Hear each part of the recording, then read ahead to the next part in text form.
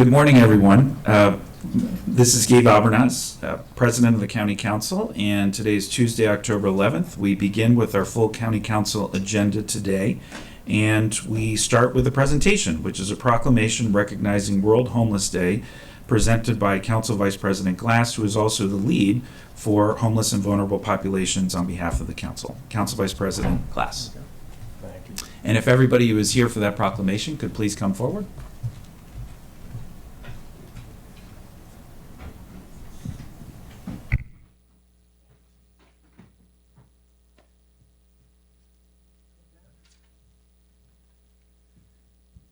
Good morning. Is this on? Yep. Okay. Good morning, everybody. Come on in. We are certainly among friends this morning. And I know that we have plenty of shelters for everybody to space out, but we're going to ask to do the opposite this morning and bring each other as close as we can. So here we go. So good morning. See, there you go. Lead by example, Susie. So good morning, everybody. As Council President Albernaz said, it has been my honor over the last 4 years to be the Council's point person, the Council's lead on homelessness and vulnerable communities. And while we do so much work here at the Council, and so much work here in the county to make sure that everybody is able to live with dignity, to make sure that everybody has the support that they need, and to make sure that everybody is safely housed. It has been an incredible honor to work with all of these individuals and their organizations to do just that. And it has been so inspiring to visit their shelters, to speak with the residents whom they help, to ask and help their staff, ask their staff for whatever resources they might need, and to celebrate the incredible work that they have done, the nation-leading work that they have done, because Montgomery County continues to lead the nation in our efforts to make sure that homelessness is rare, brief, and non-recurring. And I wanted to take this morning to celebrate them, to celebrate their boards and their staff, many of whom are joining us today, to recognize World Homeless Day. And I'm going to ask each of them to make some brief comments, but let me first introduce all of them who are here with us.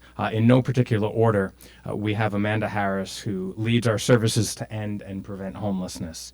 We also have Interfaith Works and their CEO, Courtney Hall. Where are you, Courtney? You're right behind me. There you go. We also have the Montgomery County Coalition for the Homeless, who is led by Susie Sinclair Smith. We have Shepherd's Table. I saw Manny Hidalgo is right over here. Rainbow Place Shelter. Where is Lauren? Lauren's back here. Thank you, Lauren. And then also Stepping Stone. Stacy is right here. And so I'm going to invite each of them up to make some brief comments about the work that they're doing and the work that we need to continue doing, because while we've made tremendous strides, there is more work to do. So I'm going to have Amanda Harris with the Department of Health and Human Services, Services to End and Prevent Homelessness, to kick us off. Sorry, I'm not very tall. Good morning, everyone. Amanda Harris, Chief of Services to End and Prevent Homelessness. I won't take up a lot of time because I know you want to hear from our service providers that are doing the hard work every day. I will just say that I am incredibly proud to be part of this community. It really does take a village to be able to make great strides in ending homelessness as we have done. We are lucky to have elected officials that are deeply committed to this work and show that by funding us, which is great. Thank you. We have all our homeless service providers, our housing providers, and I think over the last few years, we've been able to bring in additional partners, recognizing that people experiencing homelessness have complex needs and often come to us because other systems of care have failed them.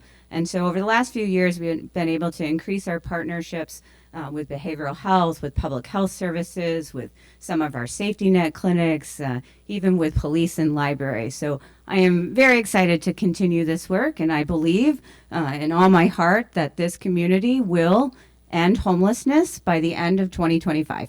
Thank you. Thank you for helping lead the way, Amanda. And so now I'd like to invite Courtney up, and I know Courtney Christine is with you also, so if you both want to come up and make some remarks about Interfaith Works. Sure. Good morning, everyone, and thank you for joining us this morning. So, as many of us know, the pandemic has been especially trying on those who are the most vulnerable, who are the most exposed to the economic conditions. We knew that we would begin to see somewhat of a rise in homelessness, that we would begin to see more need. At Interfaith Works, we have taken a comprehensive approach through all of our programs. We serve 35,000 people a year, and that's doubled from where we were pre-pandemic, and that's across food and clothing distribution, housing, shelters, and job placement. And what we're seeing is that the need continues, and so the support of the county government really has been instrumental in helping us and our team, our very skilled team, to be able to rise to meet the need. And I just would like to take a moment to express my thanks for the continued support, and frankly, thanks to the county at large for the continued support of the work that we're doing. Christine? Yes, and I just wanted to reiterate our gratitude towards all of our partners, the County Council, the County, CEF, our wonderful provider community. We work so hard together. And then, of course, we could not do the work without our front-facing staff. So this day is so much about them. Their mission very much is to treat all of those experiencing homelessness with dignity and to ensure that they get housing as quickly as possible. So thankful to have them as part of our team and just want to lift them up today as well. Thank you. And Interfaith Works is celebrating an anniversary this year, are you not? Thank you, Evan. Yes. I appreciate that. Yes. We have been around for 50 years, which for us is both a celebration and a cause for deep reflection, frankly, about why Interfaith Works or organizations like Interfaith Works need to continue existing for the past half century, but also really, as Christine said, a real recognition of how our team has evolved, how we have always been around to meet the need as it's emerging in the county. So thank you, Evan, for that recognition. You look wonderful for your age. Okay. Next up, I'd like to invite Susie and Derek up for the Montgomery County Coalition for the Homeless. And also, it was a big year for you all as well with your new Neville Street location. Exactly. And may I also introduce our board chair, Ken Butler, and Matt Rydig? Yes. Yes. So we are 32 years old, Evan. So do I look my age? I hope. But anyway, thank you so much for having us. And again, I don't think that we could have accomplished all the work that Amanda's been talking about, and you as well, without this critical public-private partnership. And the resources and guidance you've provided are just essential. We serve about 1,800 men, women, and children each year. We operate the Maine Men's Emergency Shelter, which we've been doing so for over 30 years. And we have about 600 households in permanent supportive housing, about 300 children who are formerly homeless. We believe strongly that homelessness can be ended in Montgomery County and making it rare, brief, and non-recurring. And we believe that everyone in Montgomery County should have a safe, stable, and affordable place to call home. I want to echo Christine's remarks. We have awesome staff with a passion for the people we serve. We practice best practices of housing first, harm reduction, trauma-informed care, and together with the support of our nonprofits and our partnership with the government, we know we can end homelessness in end of 2025. We are there. We were one of the first of four communities to end veteran homelessness nationwide. And we have virtually ended chronic homelessness, so we know how to end homelessness. We need the resources and the will and the passion. Great. Good. Thank you. Yeah. Just thank you. I'm Ken Teckler, the chair of the board. Appreciate this proclamation. It's very nice to be together with this group of people who are all committed to this service. It's hard work to do, but we appreciate the assistance of the county and the support of the county council. And we're going to reach that aim that Amanda mentioned and focus on 2025 and see if we can come back then and get another proclamation. So thank you. Yeah. Okay. And again, thank you to all the board members for each of these organizations for their volunteerism and time. And so while you heard about some of the holistic approaches that are taking place, there are also some more specialized organizations. And one of those is Shepherd's Table in downtown Silver Spring, but also with satellite locations of which I visited. Manny, if you want to come on up and talk about the food programs that you help offer for those who need food. Yes, thank you. Thank you. soon-to-be Council President Glass.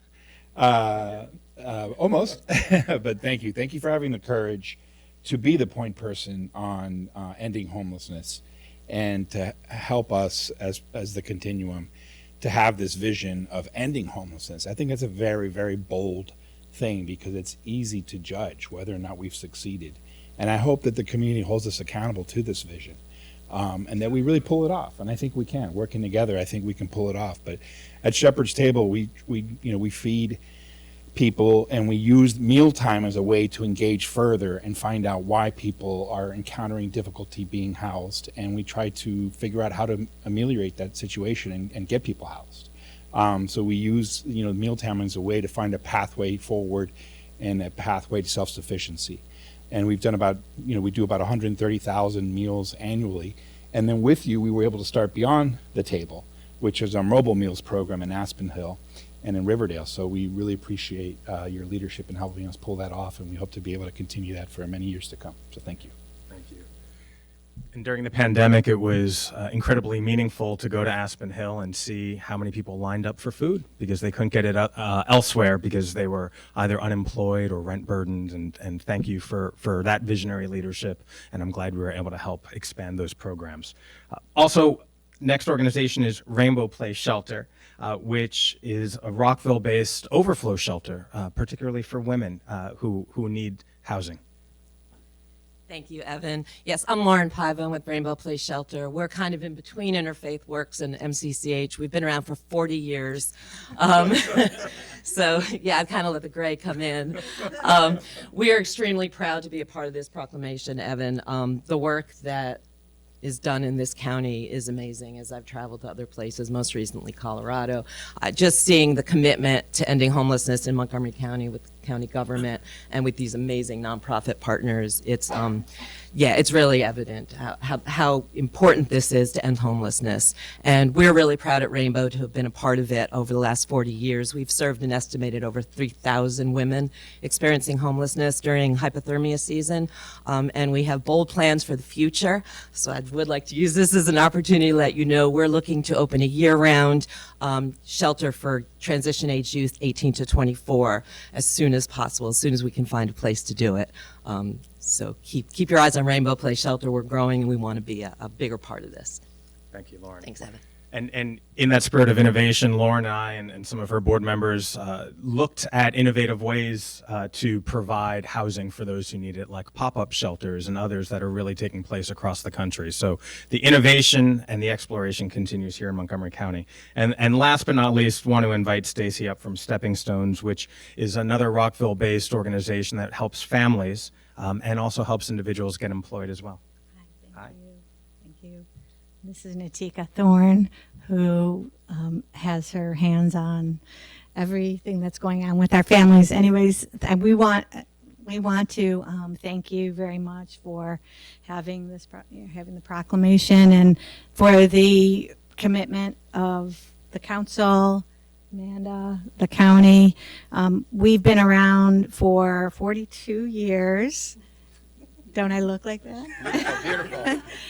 And we've served probably over 1,000 families. We serve 6 families at a time, about 25 a year. And families experiencing homelessness have so many complex and set of circumstances in school and kids and so forth. So we really appreciate the commitment, and we look forward to working together with all our wonderful nonprofit partners, the county, the council as well. So thank you very much. And at 45 years old, I feel right in with this group. Median age, I think. So with that, I'm going to read the proclamation, okay? Proclamation of the Montgomery County Council. Whereas World Homeless Day provides an opportunity for local communities to galvanize around the goal of preventing and ending homelessness. And whereas homelessness is an issue that affects people 365 days a year. And it is important for us to honor the work that our county and nonprofit partners conduct all year round. And whereas the main cause of homelessness includes unemployment, poverty, mental health, and the lack of affordable housing. Domestic violence is another leading cause, especially for women. And whereas racial disparities persist in the homeless continuum, Black and African Americans are almost 7 times more likely to experience homelessness than other racial groups.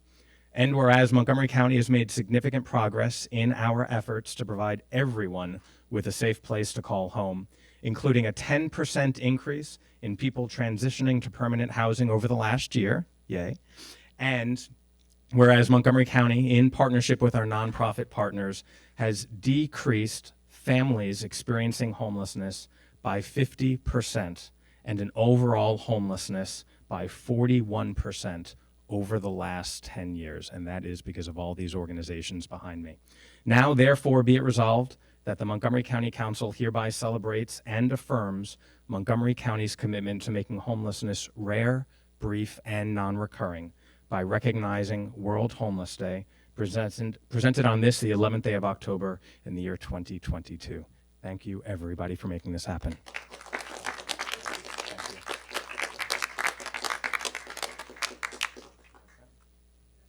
Great.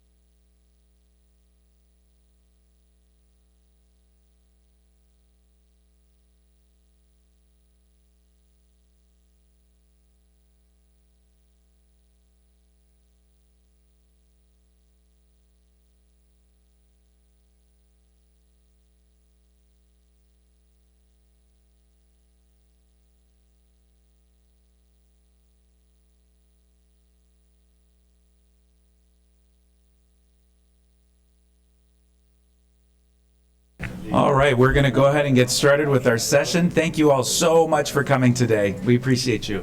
Thanks, Susan.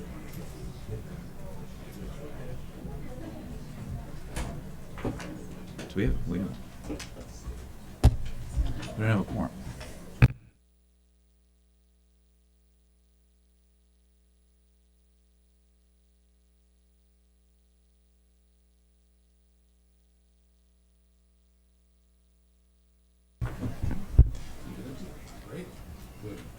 All right, thank you, everyone. We will now move on to general business. Madam Clerk, do we have any agenda changes or announcements? Good morning, Council President, Council Vice President, Council members. We do have a few announcements today. First, agenda item number 3 will be work session action. This is the amendment to the county government's FY 23 to 28 capital improvements program and supplemental appropriation 2313 to the FY 23 capital budget. Montgomery County Government Department of Recreation cost sharing, $5 million. Source of funds is current revenue general. We have postponed consent item number 4A, the executive regulation number 1222, amendment to the Montgomery County Personnel Regulations, extension of the sunset day. On consent, item 4G, Mr. Hopkins has withdrawn, and so his confirmation is not included in the confirmation of appointments to the Human Rights Commission.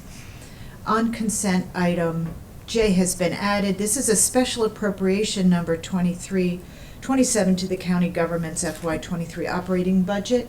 Montgomery County Government Department of Health and Human Services Food Staples Program, $8,150,000. Source of funds is undesignated reserves. And we've updated our proposed closed session for this afternoon. The topic is now going to be personnel matter concerning one or more specific appointees, employees, or officials.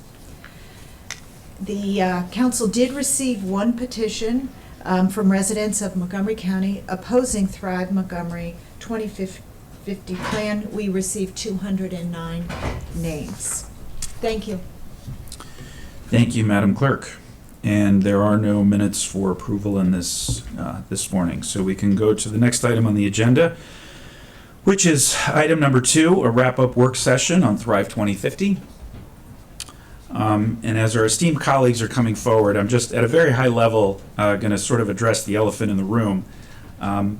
There have been a lot of news and notes and information over the last several weeks, specifically regarding the planning department. And I want to welcome Ms. Tanya Stern, who is here in an acting capacity as director of the planning department. And the council has been asked whether we should continue moving forward with Thrive 2050 in light of what has transpired over these last few weeks. And as I shared at a high level yesterday during the media briefing on behalf of my colleagues, it is our intent to continue to go forward. This has been a multi-year process that has involved a record number of public communication, starting more than almost 2 years ago. We've had more than 9 Fed committee sessions, more sessions before the entire body. We have had several public sessions, and we have engaged also in partnership with our regional service centers to further ensure that we have more information. We hired a consultant that did fabulous work and provided us with some additional information and perspective. And as all of us have noted in one way or the other, this document is long overdue, and it will never be perfect in the eyes of everyone in the public. And we have done our best to strike a reasonable balance based on the feedback and input we have heard. But what has occurred within the planning department, in our opinion at this time, does not impact our ability to wrap up this important document. So I just wanted to say that up front. With that, I will turn it over to Ms. Dunn to walk us through the packet, and Dr. Orlin is here as well to answer any questions and to help facilitate this morning's conversation. Good morning, Council, and thank you for having us here to talk about this today. This is hopefully the last work session we will have on Thrive Montgomery 2050. The last 2 work sessions we had were last week, and they covered 8 chapters that are in the Fed committee draft. And prior to that, the week before, you had a work session that covered 3 new chapters to the plan, one on the economy, one on the environment, and one on racial equity and social justice. In this work session today, we will address additional comments that Council has received. Some of those were from the exec branch departments. We received some other comments as well. We'll address those there in the staff report. We're going to update the Council on follow-up items that were requested as part of the work session for the 3 new chapters. And then I'm going to go over a summary with you, which are the amendments that this Council body has made to the Fed committee draft. And going through that list, we'll set up what staff needs to do to prepare a resolution. That resolution will come before the body on October 25th, and that is when you will vote on the plan. The amendments that you approve today are in order for us to see what that council plan will actually look like, and that'll appear as the resolution, and we'll get that out within the next couple days. And just to note that in the staff packet for this week, there is a proposed council draft. We've been trying to keep up with that and provide that to the community. So it is not the resolution, but it is basically the Fed committee draft with all the edits and amendments to date that the council body has made or that are before the council today as part of this staff report. So that was in the staff packet as well. And so with that, we were going to start with the executive branch comments on the Fed committee's draft.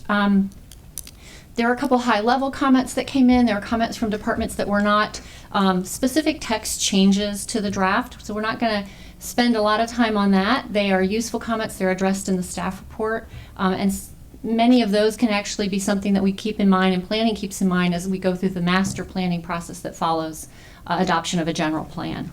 Pardon. Sure. Yeah, you have comments. The comments from DEP we're going to cover as part of talking about the follow-up to the environment chapter. So while we're going to go through here in a few minutes more of the substantive changes that did come as comments from the exec branch, we're going to put off the ones from DEP for just a little bit, and we'll cover that later in the work session. So I'd like to call your attention to the first set of comments that have specific recommendation related to text in the Fed committee draft, and those are from the Department of Housing and Community Affairs. And they basically raised three primary issues, and the first one was the need to address displacement. And as council staff noted in the report, there are two practices in the Fed committee's draft already that do this. These are noted for you on page 2 of the staff report. And so what we offered then is we could also add reference to minimizing displacement in a third practice. This third practice is also listed for you on page 2. It is one that was in the planning board's draft, again, recommended by the Fed committee, and that practice is to refine regulatory tools and financial and other incentives with the goal of, and we include minimizing displacement and avoiding a net loss of market rate and income restricted affordable housing without creating disincentives for the construction of additional units. So that's in trying to address these comments from Department of Housing and Community Affairs that say more effort needs to be placed in the draft on displacement. We did receive a second set of follow-up comments from DHCA late yesterday, recommending that practice, the third one I just read to you, be deleted from the plan. Not really sure what benefit that would provide. I think that it's actually a very good practice to have, that as we think about the housing policies moving forward, look at our regulatory tools, incentives, other tools we have for more affordable housing. We keep in mind that we don't want to lose market rate affordable, we don't want displacement, and we don't want to disincentivize, we don't want to not have new construction that we know is vital to get our housing stock up. So if they want to, there's a question about that in the council? No? No questions. Okay. The second concern that they noted was they felt there's a lack of attention to the rental community and tenant affairs. And this was something that was added just last week by the council body. You approved 2 new practices be added to the plan, both of these addressing tenant rights and responsibilities for adequate housing for tenants. But there was a recommendation that we add a practice that is evaluate methods to maintain affordability in rental housing throughout the county. Theirs was to include rent stabilization. Certainly, I think while there are 2 practices already in the plan that do talk about tenant rights, there wasn't one that specifically called out affordability related to tenants, and I think that's appropriate for our plan. So, staff supports adding this. The question before you is, do you call out one way to support tenants' affordability through rent stabilization? Do you list other mechanisms as well, or do you leave them all off? So staff's recommendation was that you make it a broader statement that is just to basically evaluate methods to maintain affordability in rental housing. That's before the council. Councilmember Jawando. I don't know if we need to move it, but I'm supportive of the broader statement. I think we should add it. And I think there's many tools. Rent stabilization is one of them, but I think we could add that. So you have a statement in the packet that you... My statement in the packet is, I'll read it to you, is evaluate methods to maintain affordability in rental housing throughout the county, period. Yeah. I think that's fine. What we'll do, colleagues, is if we disagree with the staff recommendation, we can make a motion and amend as necessary through discussion. But if we agree with the staff recommendation, we'll just assume it's without objection. Great, thank you. Okay, so that would Without objection, we'll move to the third comment from our partners at DHCA, who mentioned that there should be a practice that talks about reevaluation of incentives and programs like the MPDU program to better align these programs with future housing needs. And again, looking at the draft, you could say that that idea is covered in 2 other practices, but it is always good to be very explicit. So staff supports adding another practice to the draft, and it's at the top of page 3 in your staff report. And it would basically be to evaluate incentives in housing programs like the moderately priced dwelling unit program to align county housing programs, incentives, and tools with future housing needs. Okay, great. So that covers the comments that we received that were of substance from the Department of Housing and Community Affairs. The Office of Ag also sent in comments on the draft. They mostly expressed concern, didn't have specific language they wanted added, but expressed just interest in making sure that the draft made sure that agriculture is the primary purpose of the agricultural reserve. So the staff report notes that the very first practice that even mentions the ag reserve, that practice is to maintain agriculture as the primary use in the agricultural reserve through policies, regulations, easements, and incentives, including those that maintain a critical mass of contiguous farmland. So that is currently in the draft. They did raise a slight concern with the use of tourism and outdoor recreation as benefits of the agricultural reserve, calling those out in the plan. But what I would note is that agricultural tourism is an extremely important part of our agricultural reserve. It is how the rest of the county accesses and takes advantage of that benefit of having an agricultural reserve, in addition to other benefits. And we do have a lot of parkland also in our agricultural reserve. We have many large parks out there. So recognizing outdoor recreation as part of that is, again, not in conflict with having an agricultural reserve where the primary use is agriculture, but these other benefits also exist. So staff doesn't see a need to change the current drafting in the council's version. Without objection. Okay. And then I move on. We had specific comments from the Department of Transportation, and they're not in this portion of the staff report because they were numerous pages. It was easier just to do them separately. They are on circles 19 through 22, and Dr. Orland is going to speak to those.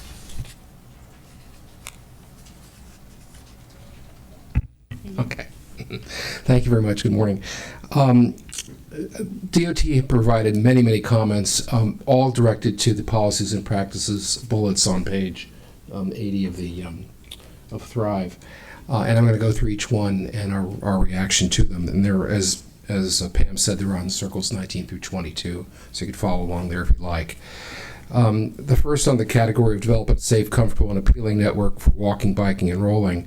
There were 2 comments from DOT, one saying that there should be some reference to focusing growth and density near transit stations, but that actually appears already in a different chapter of Thrive, the compact growth chapter, so we didn't really feel like that was necessary to do. Secondly, there was a recommendation, there was a point that we should be achieving locally and locally defined complete communities through locally established goals that vary 3 metrics: target destinations, travel modes, and travel times. But on October 4th, the council decided that you did not want to further define complete communities, sorry. So we didn't think that was appropriate to include either.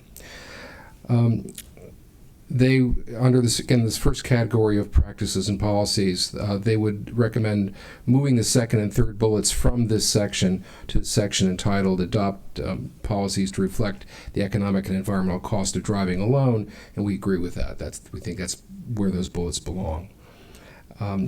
And then finally, under this section, in the 5th bullet, they consider adding references to micromobility in a couple places. They list the prioritization of safe, comfortable, and attractive sidewalks, bikeways, roadway crossings, micromobility infrastructure and services, and other improvements to support walking, bicycling, micromobility, and transit usage and capital budgets, development approvals, and mandatory referrals. And we agree with that as well. Under the second category of building a world-class transit system, DOT's comment is that world-class is pretty ill-defined, so they would rather have it defined as being build a frequent, fast, convenient, and reliable transit system. correspondence we got this morning from the planning staff, they recommended adding safe and accessible to that as well, and we agree with that. So it would read, build a frequent, fast, convenient, reliable, safe, and accessible transit system.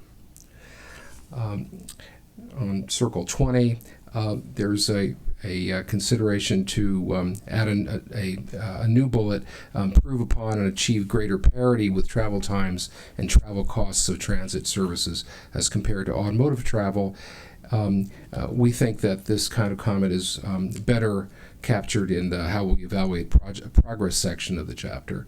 But we would edit what DOT is recommending and include as follows: improve travel times and travel costs of transit services, and just leave it at that. The third comment under this section, there's actually 3 points. The DOT is recommending adding 3 Hold additional on 1 second, bullets. Dr. Orland. Oh, I'm sorry. Councilmember Friedson. Yeah, just on that last point, I mean, those two things aren't dissimilar and they're not necessarily in conflict, but they're not the same. So if we're measuring and saying we want to improve transit times, that's a measurement. If we're comparing transit times and costs to, single occupancy auto travel, that's a different standard. So I'm just curious. Go ahead. If we're going to measure it and the measurement is fundamentally based on comparative analysis to see how much are we achieving, right? And the reason why it's different is if auto travel gets faster and cheaper and transit gets faster and cheaper but less faster, less cheaply, then we're not making any progress. In fact, we're losing progress. So I do think it sounds like it's a small language change, but it actually is quite different in terms of what we're talking about. Right, and I think that the goal here was to consider this as like a policy to improve transit times and transit in general. I think that what that gets to are more like the metrics that I think would follow the plan in an action appendix and how we measure things moving forward so that we can evaluate how well the plan is doing. But if you have a word change for this practice, I think staff was trying to stay away from policies and practices that actually end up looking like metrics, since we haven't included those for any of the other issues in the plan. I think it is important to include the competitiveness of travel time by transit, and that is reflected to some degree in the 2013 BRT plan. The idea, particularly when you're making decisions about how to use right-of-way, that it may be that in order to make transit competitive, there has to be a choice made about how the right-of-way is going to be used. And that council adopted that and has, I think, supported that idea a number of times since then. So I think we believe that it's important to include that concept as a policy, not simply as a metric. Couldn't we just add language here?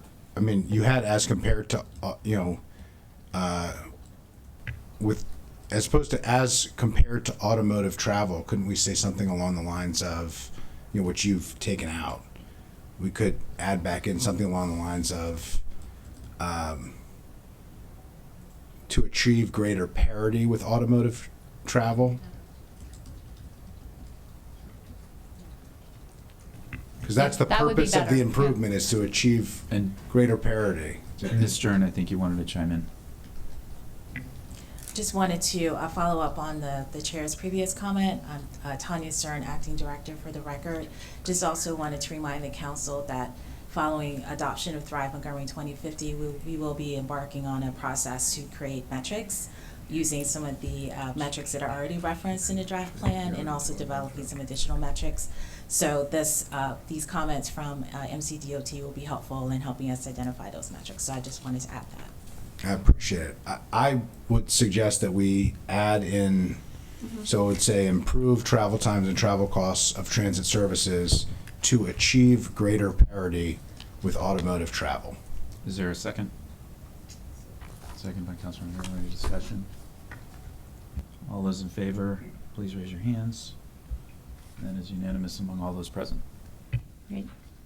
Thank you. We have that. Thank you. Got it. Okay, the next set of bullets, DOT is recommending considering adding 3 additional bullets at the end of the section, reading in this section. We support the added practices with the following edits. And so the first one would read, in rural areas with sufficient density and along freeways and major highways, consider park and rides, microtransit, micromobility, and bikeways to connect large geographic areas into the transit network, period. And then the second bullet would read, provide for transit needs associated with transit-related facilities, including but not limited to depots, substantial layover areas, zero-emission bus infrastructure, and charging power requirements, park and ride, and similar facilities and road design. And finally, support efforts to increase Amtrak and MARC access, services, and utilization, including additional trains, off-peak service, and bidirectional service. Then in the next section, adapt policies to reflect. Hold on, Dr. Orland. Sorry. Councilmember Rice. Just very quickly, and Dr. Orland, I know this is a pie in the sky dream of ours, but as we're aspiring, we say increase Amtrak MARC access. We don't talk about additional lines. And so do we want to put that in there, or is that assumed wrapped up in there somewhere? I'm just not sure. Or if we want to be explicit about. Can you be more specific? Additional lines, you said? Right. I mean, we had talked about laying additional track for Amtrak, hard line. I mean, we talked about that. Oh. And the third bullet, I'm sorry. Yeah. I mean, I know it's something that is very unlikely to happen. We've talked with CSX and others who own a lot of the right-of-way, but I'm just not sure if it's if you meant it to be included. It doesn't sound like it is, because you're not saying, oh, it's a part of this. It doesn't preclude that. In fact, you really can't have bidirectional service without the third track, or at least some third track. Right. We could add additional infrastructure. Right. In support of this. Yeah. Right. Okay. Including additional, and thank you, Councilmember Friedson just said, including additional trains and infrastructure. So maybe that, because that would allude to tracks, and so from that perspective, I think that would be an easy fix. It's 2 words. So thank you, Councilmember Friedson. Thank you, Dr. Orland. Thank you, Mr. President. Thank you. Good suggestion. We're all okay with that? Yep. All right, good. Without objection. Okay, the next section, adapt policies to reflect the economic and environmental costs of driving alone. The first recommendation from DOT is to change the name of this to say adapt policies to reflect safety impacts and the economic and environmental costs of driving alone. And we say, we basically believe it should be further amended to say adapt policies to reflect safety impacts and the economic and environmental costs of driving alone, recognizing car-dependent residents and industries will remain. This is something we actually talked about a little bit about last week as well. It puts it in context. The second comment they recommend is consider adding a new bullet at the start of the list, which adopts similar phrasing from the section on walking, biking, and rolling. And we think that's actually covered in the first policy, in the first practice, develop a safe, comfortable, and appealing network for walking, biking, and rolling. So we think it would be a bit redundant to do that. Their next, this is near the top of Circle 21, comment number 3, consider amending the first bullet with reference to micromobility and equity considerations. We support the edit, just adding micromobility in there and equity. The fourth recommendation is to talk fairly specifically about parking policies, and we think that what DOT's recommended is a bit too detailed for what is a long-term plan. We think something more broad, such as exploring ways to reposition parking lot districts as a tool to support safety, transportation choices, economic development, affordable housing, parks, and open space, and putting it in the action appendix. Thank you. Would be a better place to put it. And the fifth bullet is to consider modifying the third bullet to better reflect the goals in Thrive, where the goal appears not to necessarily increase the number of motor vehicles, but increase the share of electric vehicles among them. We would basically, we agree with DOT's comment, except that, which is to say encourage increasing the share of, but instead of saying non-polluting vehicles, zero-emission vehicles. It's more generic. By requiring appropriate transportation, charging, and power infrastructure, as well as upgrading government fleets. And the sixth bullet sixth comment is consider adding 2 additional bullets at the end of the section to address emerging issues. And we think they're both appropriate as action in the action appendix. One of which is, I should read them. One of them is monitor and advocate for regulations regarding connected and automated vehicles to ensure that they are implemented in a manner as to serve the public interest, particularly concerning safety, operational equity, and environmental impacts. And the second one is to monitor and advocate for regulations regarding motor vehicle design, particularly in the context of vehicle design relating to collisions with pedestrians, bicyclists, and other vulnerable users, as well as impacts on the design of transportation facilities. Again, we think this is more appropriate in the actions appendix rather than in Thrive itself. We could include these as emerging issues in the transportation section. And so we suggest including this text or similar language in the chapter text. And finally, DOT recommended 2 additional sections. One was to have a new section called Evaluate Freight Needs and Opportunities, and put this between the Driving Alone and Communications Network section. And we think, actually, while it's important, we think this should be added to the action appendix, perhaps in support of the freight functional plan. And finally, they are recommending a new section, develop vision and policies associated with air travel. And we too think this belongs in the action appendix in support of air travel functional plan. So those are DOT's comments and our responses.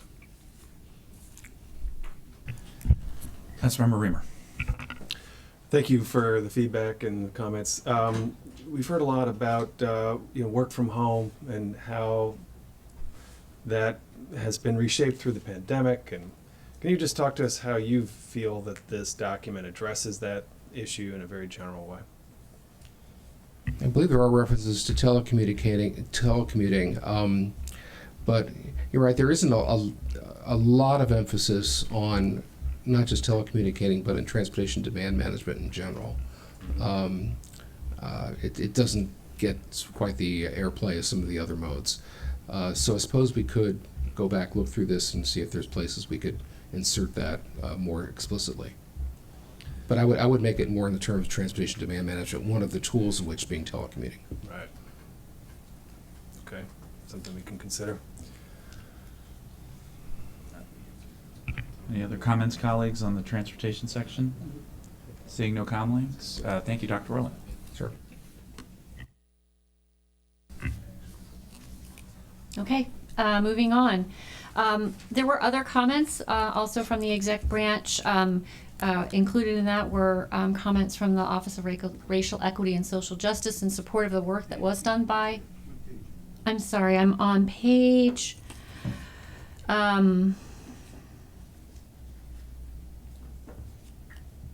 3, I think, of the staff report. I turned it over, yes. Page 3 of the staff report.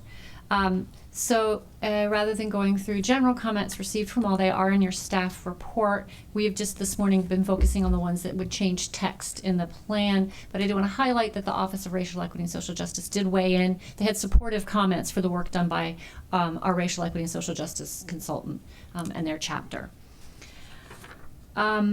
We did also receive a letter that elicited concerns about whether the general plan was meeting the Maryland state requirements for a general plan, whether it met what was needed in a comprehensive plan. And so this was something that was addressed during the Fed committee review. We had received a letter from the CE that was went to the Maryland Department of Planning, and what they sent back was their evaluation of the draft that had come over, the planning board draft, and how it was organized and how it addressed the requirements of a general plan, which were certain elements that must be in the plan in addition to the 12 planning visions. And all of that was outlined in a staff report that was provided back through the Fed committee's review that hasn't changed substantially. And if anything, in the conclusion, there is even more information to point people in that direction. What the Maryland Department of Planning indicated is that there is flexibility in how you provide this material in your general plan. It is not required to be in the body of the plan. It can appear as an appendix to the plan, and that will remain. That there's a appendix that was with the planning board draft. It will remain. It'll be updated if we need to make it consistent with any language changes we've done, but it will provide all of the ways in which this plan satisfies the State Department of Planning. I don't know if planning had anything they wanted to weigh in with that, but we feel that this meets what it needs to meet, and there is attachments that address that if you're interested. We don't have any additional comments on that. Okay. But I did want to raise that.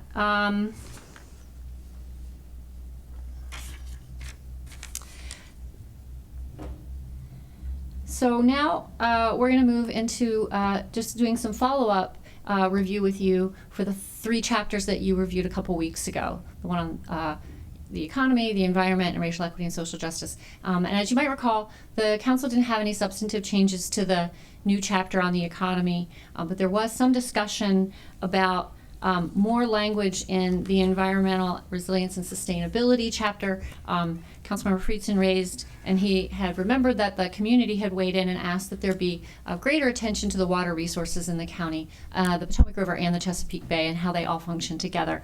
So you'll see on the staff report, page 5, and on page 6, there are multiple paragraphs that try to provide a lot more information and context for the general plan about the importance of these water resources and their connection to the general plan and planning moving forward.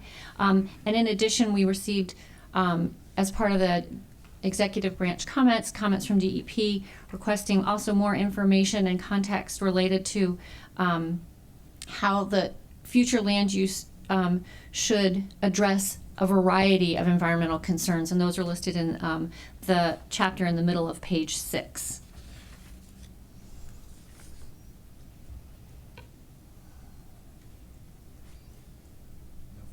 Okay.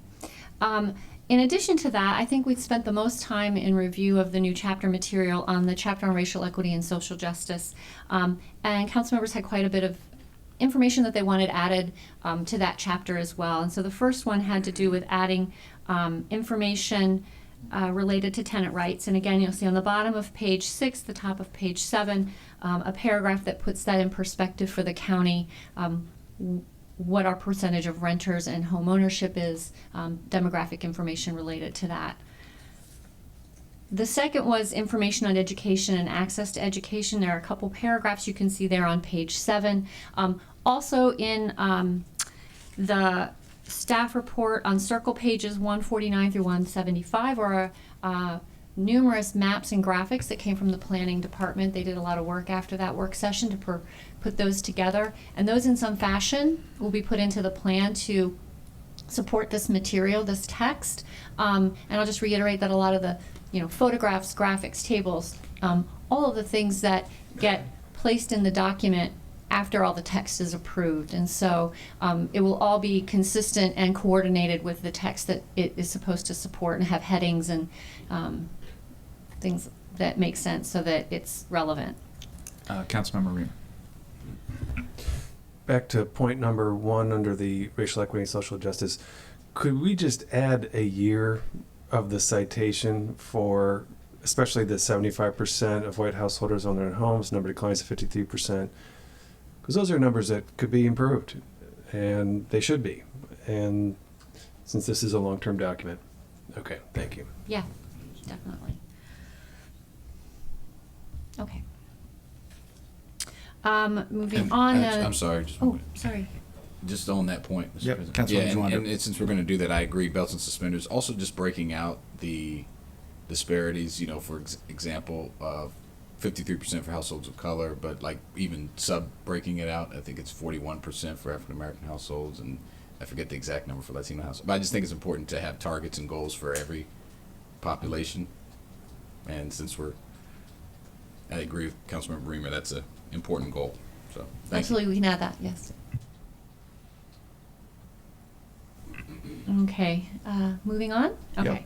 Yep. The third one under here was to include current Montgomery County data on displacement and concentration of poverty. So there's provided an edit to one of the existing paragraphs in the plan. It's at the bottom of page 7 of the staff report under number 3.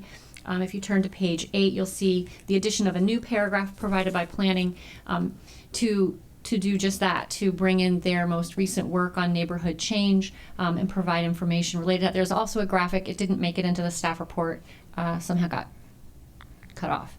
But there is a graphic that goes with this, and we'll make sure that it's relevant and cited. Okay. The fourth was to do some editing and provide more information on county programs aimed at improving social justice. So we had language already edited and added by the council that was to add information on the moderately priced dwelling unit program to this chapter. What was added in addition to that in response to this request was the text that's in the middle of page 8 to that same paragraph, talking about other programs and related things that are done by the county and the Department of Health and Human Services. On number 5, there was also a request to note the other positive benefits and opportunities that result from growth, and so additional language has been added to a chapter related to that. That's at the bottom of page 8 of the staff report, the top of page 9. Number 6 is to address and make sure that we highlight the concerns of residents related to congestion pricing and reduced parking. It was something that was expressed by the focus group. Again, this is occurring in the chapter on racial equity and social justice. And so there is text that's been added related to that. And that's on the middle of page 9. And then last, 7 was to add county programs and efforts to preserve naturally occurring affordable housing. And so there is also this paragraph that adds that information to the racial equity and social justice chapter. Okay. Next, there was only one small thing to Just follow. 1 second. Oh, sorry. Councilman Friedson. Yeah, sorry, on number 7, identifying and preempting the potential loss of naturally occurring affordable housing. I think it's a great paragraph. I'm just wondering, we usually use preemption here to talk about, state or federal law. It's not a word I normally see us use in other contexts. I'm just curious what we mean by it here and whether it's the best word to use. Can I make a suggestion? Why Sure. don't we just replace it with preventing, because that's part of the goal, Identifying and avoiding? or avoiding. Yeah. I like preventing is a little stronger. That's fine with me. Thanks. Councilmember Rice. Sorry, as we're wordsmithing, and we went through a couple of the paragraphs pretty quickly, so Pam, I apologize. But going back to 4, when we talk about social justice, at the very end, it's like this last second or third to last sentence. It says, as the county plans for the future, it should continue to, and before you had, pay special attention to the specific needs of the vulnerable populations impacted by the hidden cost of poverty, etc. I don't like pay attention. Doesn't really have any substance to it. I mean, I pay attention to, the person who's waving their hands across the street. Doesn't mean I'm actually doing anything. I think that something along the lines of should continue to support the specific needs of, or to meet the specific needs of the vulnerable populations impacted by, instead of just pay attention to. So as we're just talking about words like that, words unfortunately do matter in cases like this, and since we're taking out pay special attention, I do want to make sure that it's important enough that shows that we're actually meeting the specific needs. So, Councilmember Katz. Thank you very much, Council President. There again, if we're in the wordsmithing business here this morning, why not, right? I don't know that we should use the word should. I think we should say needs to. I think that strengthens it. And I think that this is something should, but it's something that we need to be continuing to look at.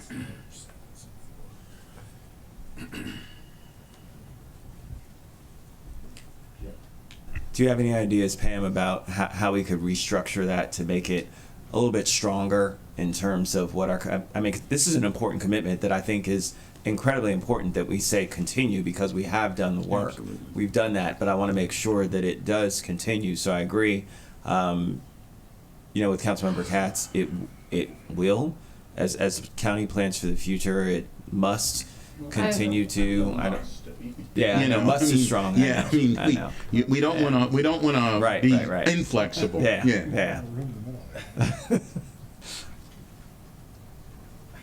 I know, Pam, if you could come back to us with something, that would Sure, be great. I can before- circulate it something. It doesn't have to be today, right now. Right, I can have it for you. Just send you off a little email about it. We can get it right and get it in the resolution. Yeah, it isn't that serious in terms of something it's, but at the same time, I think we can get it right. So thank you. Councilmember Navarro. Thank you so much. Also, I think that as we, on 2, adding more information on education and access to education, and it talks about the making sure that we have, sort of integrated, as we see future, that is more equitable, inclusive access to quality education, And then it talks about improved access to infrastructure, integration of neighborhoods in our schools by race and income. I mean, there's sort of a connection. I mean, there is a sort of a line here that dots that have to be connected, because we know what happens every time, the school system tries to do a boundary study and they start talking about integrating schools and what that unleashes. There's a connection also in this conversation in Thrive about making sure that we have additional housing of different types available throughout the county so that you can achieve this, right? Further down, when we talk about this notion of displacement and concentration of poverty, like all of that is connected. And so I'm hoping that we can find a way to include language that ties those things together, right? Because I think every time we say something like, integration, that means something different to whoever is hearing that particular concept, and it evokes particular fears depending on either where you live or your experiences, etc. So I think that we've spent so much time here talking about the way that making sure that we produce housing of all types, that it's throughout the county, that people have access to that, etc. And that in turn will ameliorate this notion of avoiding concentration of poverty and integration and things like that, right? So anyway, something that does that would be really important, because if we're talking about a school system that is like 72% of color, this concept of integration is like a very interesting one, right? Because how are you going to do that? And I think it is always this notion of providing access to opportunities, access to housing, dignified housing, and all of that will eventually contribute to this goal. So just tying those things together in some way, I think, would be important. I really appreciate that comment. So that was one thing I was going to mention to the council, that as we go through this, and this has been part of the struggle of bringing this to you in pieces, is that you're not seeing the whole chapter together. You're not necessarily seeing how the chapter before to the chapter after it relates. So staff will, as I prepare the resolution, I'll be really looking for that. And if we add additional language to try to get exactly what you're saying, we'll highlight it for you when we bring back the resolution. That'd be great. Absolutely. Yeah, thank you. Councilmember Friedson. Yeah, thank you. I think it's a really critical point. It's kind of at the center of the entire plan and everything that we're discussing that Councilmember Navarro just raised. I appreciate, Ms. Dunn, you raising that. I was just going to suggest in the specific paragraph that we're talking about here, the sentence that says improve access to infrastructure and amenities in racially, socially, and economically isolated areas will not be enough. We also must facilitate the integration of neighborhoods and our schools by race and income, the same sentence that Councilmember Navarro was talking about. There could be a mention of how there. Just how do you do that? I mean, this is the goal of what we're trying to do. This is why it's important.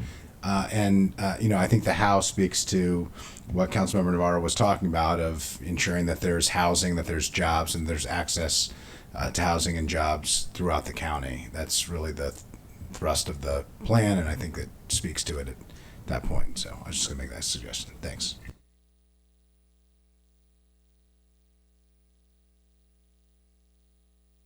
Thank you. It's a little writing, but got that. Okay. Let's see where we are now.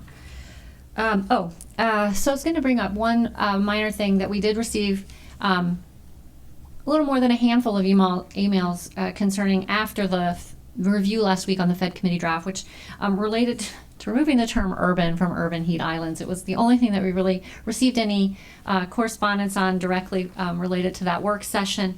And, you know, it's a mixed bag. If you go to the EPA website, they have a whole page on heat islands, not urban heat islands, but heat islands, and they give a definition of a heat island. It is much broader in nature, and it even talks about suburbia.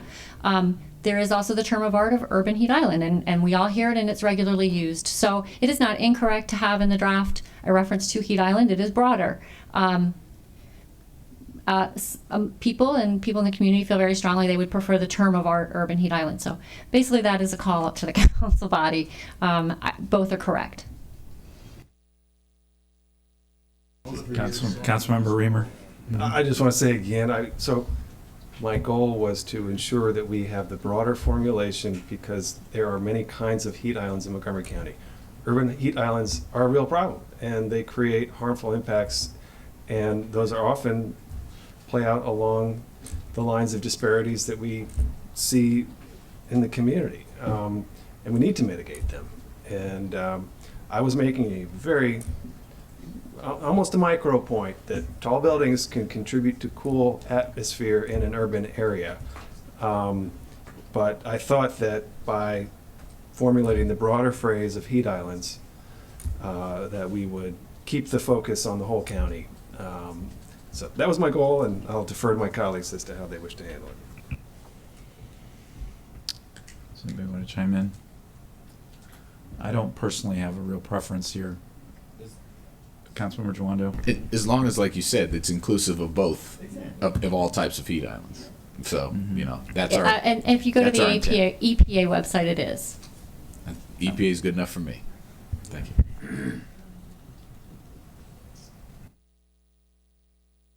Okay, let's see, moving forward. As I mentioned earlier in our conversation, there has been what's called a proposed council draft. It's attached to this staff report. It was on circles 39 through 147. And in it were the changes and amendments made at the first work session, at the 2 work sessions last week, and the ones that were noted in the staff report for today. So what I'd like to do now is on circle 188 through 192, it's an addendum that I did yesterday, but it was a way to try to organize you as a body to review the amendments that you have now made to the Fed committee draft. And so if we want to turn to that on circle 188, we can go through those as groups, and if there's a place to you want to stop staff and make a further edit, I will incorporate all of the changes that you've made today as we've indicated where in the text you want to have a change in language or something modified. Those changes will occur because I've taken those notes.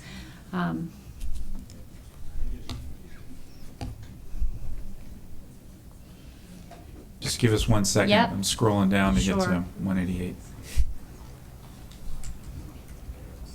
So 174, Pam. Oh, Sorry, it's 188 of your PDF, I believe. It's not circle 188. Okay. oh, is it? Oh, sorry. Okay. Yeah, it's That's my it's fault. addendum number 2 is what you're Yes. referencing. It's 188 of your PDF. It's the last 5 pages Yeah, of the I'm PDF. going to stick with the circle numbers. That's my fault. All right, we're ready. Okay, so you have it before you. Okay, so first is the introduction. This was reviewed again by the body, and in that you clarified the relevance of the general plan to municipalities that have land use and planning and zoning authority. You added paragraphs describing the relationship of the general plan to master plans and functional plans. Confirmed adding a 1993 plan to the map 1993 map to the plan. Revised sections on outreach. And then concurred with adding text that notes the importance of participatory planning. So again, that's all in the on circles 39 through 147, but those were the general changes that you made. Okay. The new chapter on economic competitiveness didn't have any substantive changes. The new chapter on racial equity and social justice have the changes listed here, and These are all noted for you. They were either in the staff report, covered with you already. They're basically what we just talked about, and we will wordsmith those based on the conversation today. Does anybody, any of those want to talk about? No. The next was the chapter on environmental resilience and sustainability. Again, we added the information we covered with you just a little bit ago about water resources, other environmental policies to consider in future planning, that paragraph, and those were the big changes to that new paragraph, to that new chapter, sorry. Okay, we turn the page, we have compact growth. These are the changes that the council made during conversation and work session. Concurred removing Darnestown from the map and renaming White Flint as North Bethesda. Shading of the map. That map is the last page of this addendum. Again, I wanted you to see that. It is the one graphic that as you do approve the text for the plan, you will be approving also that map. Concurring and ensuring that the term activity center and references are used consistently, and then adding a practice to develop a policy framework to ensure Black business owners and those operated by Black, Indigenous, people of color have access to opportunities of new development. Okay. Councilmember Reamer. Is that when we talked about this at Fed, we talked about how the Fed committee was at that time even working on a budget strategy and an incubator strategy, to support the development of minority-owned business, women-owned business. Is this a land use topic? Do we need to ensure that it's understood as a responsibility that does not just apply to the planning process? Essentially, it's a governmental responsibility generally. Well, so this was one of the recommendations from the Racial Equity and Social Justice Consultant, and I think the way that it's phrased here is trying to get at sort of the support for a business in the way you might think about the way we support housing for residents. So the program of moderately priced dwelling unit it's impactful because it does affect the way land gets developed, and it's tied to that. This could be something similar, that it could be a policy or regulation, something related to the way land and development occurs and the opportunities to certain businesses. I don't think that it's completely inappropriate to have it in a land use document that has other programs in it in the way that they are tied to land use. This could be that.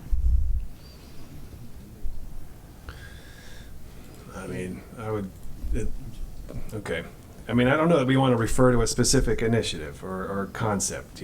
We could say develop frameworks or policy initiatives. That might be more helpful. Back to you. Thank you. Councilmember Katz. Thank you very much, Council President. Why are we limiting it to new development?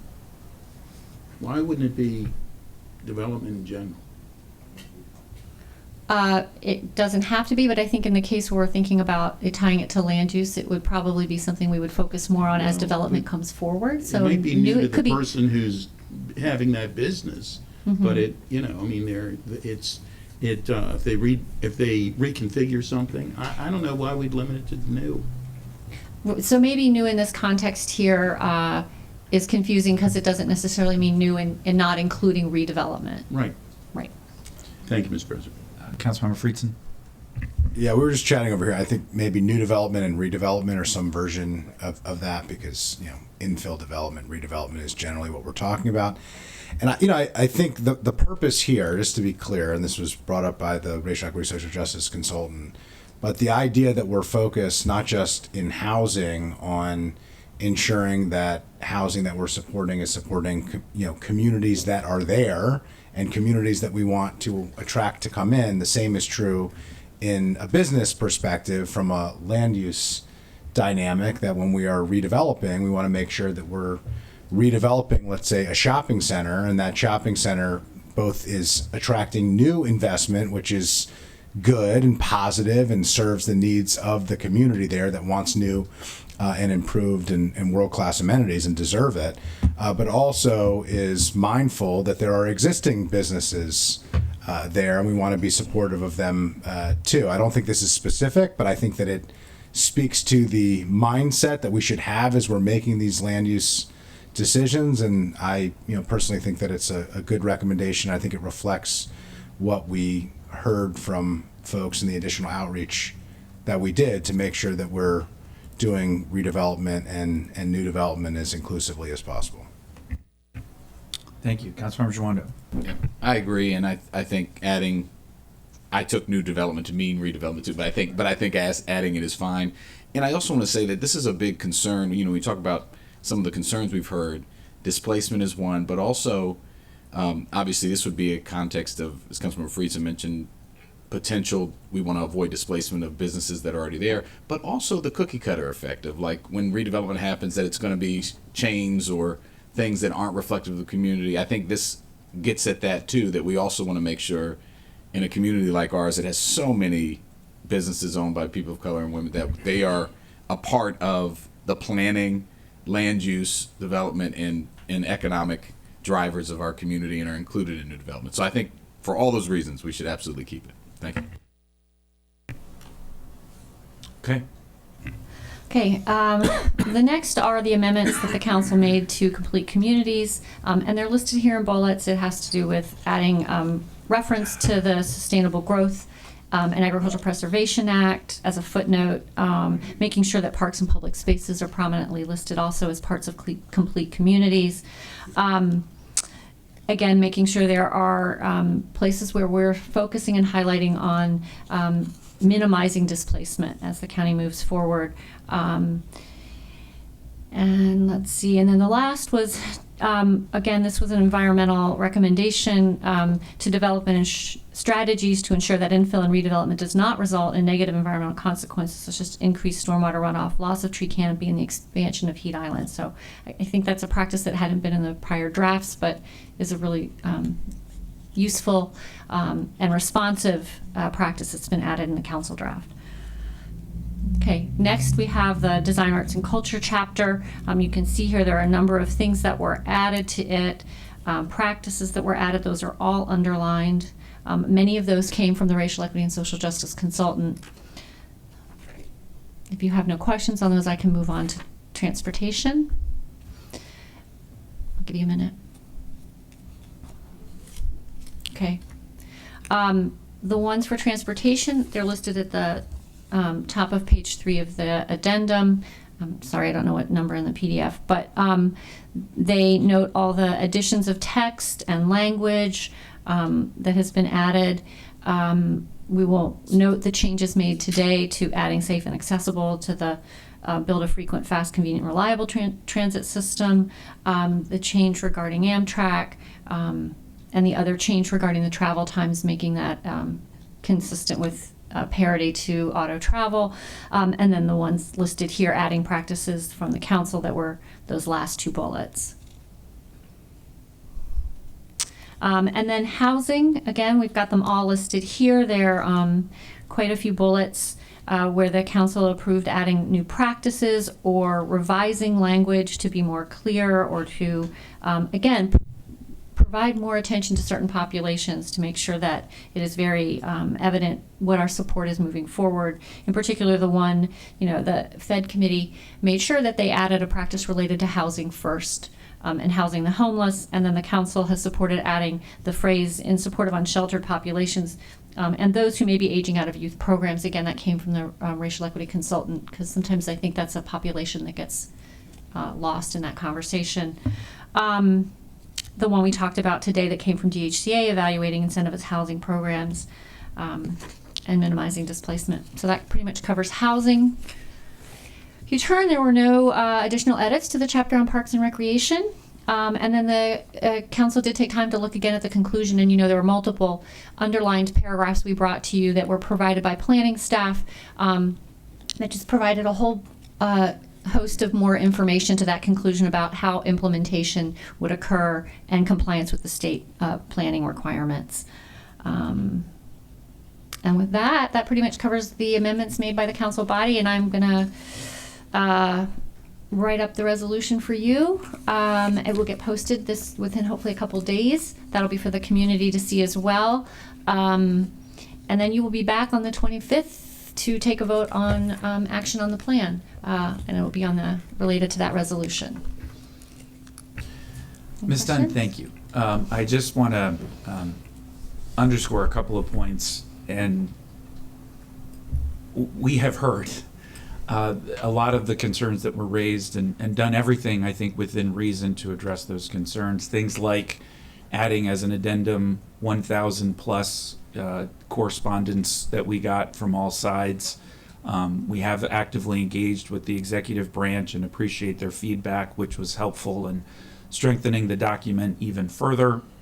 And we have received constructive comments from the community as recently as just last week, which have been incorporated, as was noted just now. So I think so much work has gone into this, and I just want to stress and underscore that while there was a condensed discussion within the context of us speaking from the dais, the back-end work that went into this and the back-end work that went into the deliberation and discussion represented probably thousands of hours.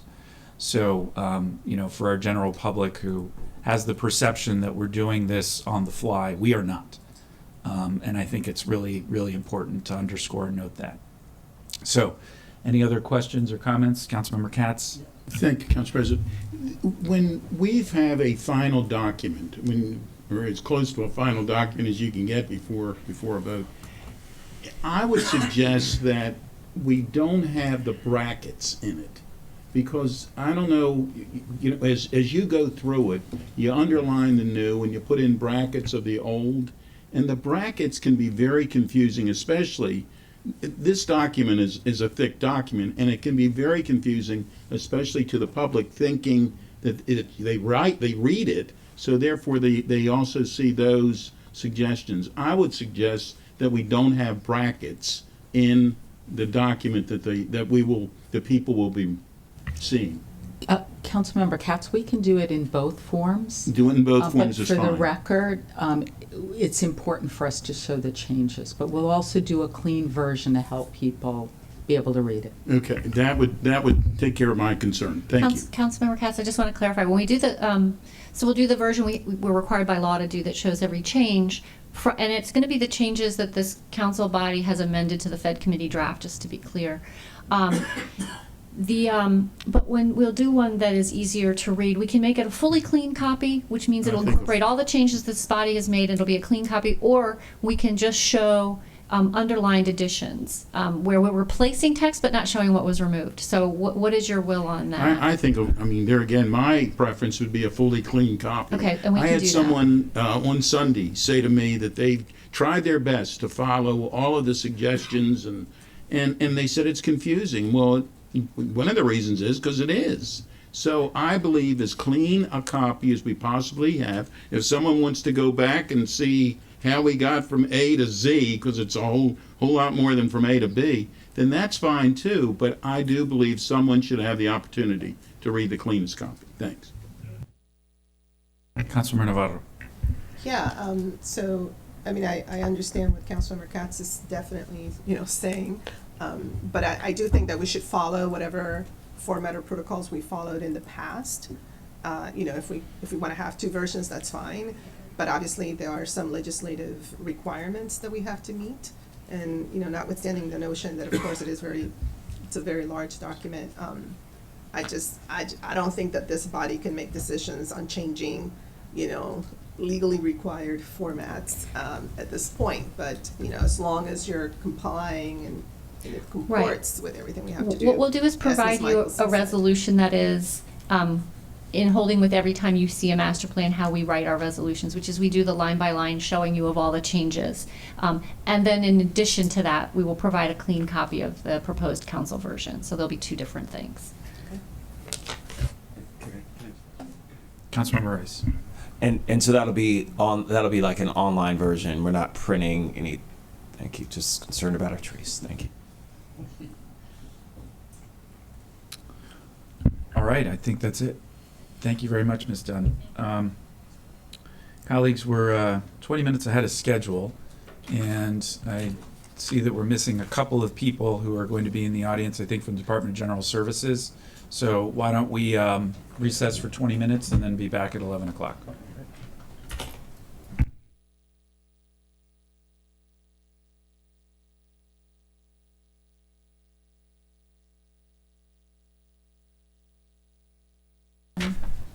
All right, good morning, everyone. We will now resume our full County Council agenda and discussion today, and we continue our discussion with the work session in action. I'd like to invite representatives here who can speak to this item, but I've had the opportunity to speak to colleagues about this, and so I will tee this up. This is a very exciting project, and I very much want to thank the executive branch for sending over this supplemental. The background on this is that the old animal rescue shelter that is located in the county has been repurposed, and for several years now, CASA has been taking it upon themselves to make improvements to this important property and provide WorkSource training program that has been extraordinarily important, particularly during these challenging times that we find ourselves in. I, and I believe one or two of my colleagues, have had the opportunity to take a tour of the facility, and I was immediately struck by the potential, because only half the building is being utilized right now to carry out the wonderful trainings and programs and services which are critical, both for the participants to be able to immediately slide into jobs that are available right now, but also for our local economy, who are desperately seeking HVAC workers, plumbers, electricians. And I really want to give a lot of credit to the Department of General Services in particular for their creativity and flexibility, and the county executive on their work on this important project.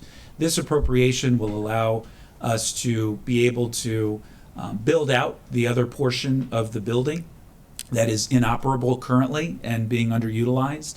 And there have been some preliminary conversations with our colleagues in the General Assembly about the possibility of state funds helping to match at least part of the way what the county envisions as an investment. I'll just mention two other news and notes here. CASA is already in this building, and the chief administrative officer felt it made sense, especially given the need to move this forward, and that's why it was done in this particular way, which I completely concur and agree with. And I'll also note that the vision for the long-term arrangement is a long-term lease, and so this will remain a county facility that still must go through the disposition process, and it has not yet been completed, but there is every anticipation, especially given that CASA is already within this facility and providing the services and doing it so well that it's meeting the need as it currently stands. So that's the 30,000-foot background and context. Ms. Chen, was there anything else you wanted to add? And you did a great job with the packet, and I appreciate your facilitation of this. Oh, not at all. I just wanted to introduce everyone on the panel. We have Greg Assant, Deputy Director of the Department of General Services, George Escobar, Chief of Programs of CASA, Yasmin Fiera, Senior Director of Development CASA, and we have a duo of OMB analysts, Shantae Jackson and Alicia Singh. I would just like to note Alicia has just started with the county 2 weeks ago, so I'm really just saying welcome. Thank you. Alicia's my daughter's name, so that's a good omen. So welcome. Thank you so much for your service. So once this is appropriated, we will be able to get underway. Mr. Assant, was there anything that you wanted to add from DGS's perspective? Just one item. Thank you, Council President. The disposition piece, which will facilitate the long-term lease of the property, we owe you some material terms of that. Will be remarkably similar to your background packet. Wouldn't want to refer to it as a formality, but it does need to go through the process, and we suspect that those material terms will be transmitted this week. So we'll have those to you shortly, and we'll follow up with work sessions and any other questions you might have on the long-term disposition of the property. Thank you so much. And this normally would have been on a consent calendar, but because it came straight to the full council as opposed to committee to be able to get the work done and get in time for the possibility of some funding from the General Assembly, we wanted to move this forward. So I want to thank both committee chairs for their willingness to bypass and go to full council. I don't see any questions for comments from colleagues, and so can I get a motion to accept this supplemental appropriation? Moved by Councilmember Katz, seconded by Councilmember Reamer. All those in favor, please raise your hands. And that is unanimous. Thank you very much. And that does take us to the consent calendar. Can I get a motion to accept the consent calendar? So moved. Moved by Councilmember Rice. That was a tie. Moved by Councilmember Rice, seconded by Councilmember Joando. Any discussion, colleagues? Yes, Councilmember Rice. And I'll try and be brief, but I wanted to talk about item B, which is capital improvements program, $750,000 for Montgomery County Public Schools technology modernization. This is actually for a very innovative program, and I really want to applaud Dr. Monifa McKnight, our president of the board, Brenda Wolf, and all of her colleagues who have worked hand in hand with my office and also with Apple to create a teacher choice program for teachers to be able to utilize different types of equipment to make sure that they're reaching our children, especially in some of our more creative arenas, whether it's with music, with the arts.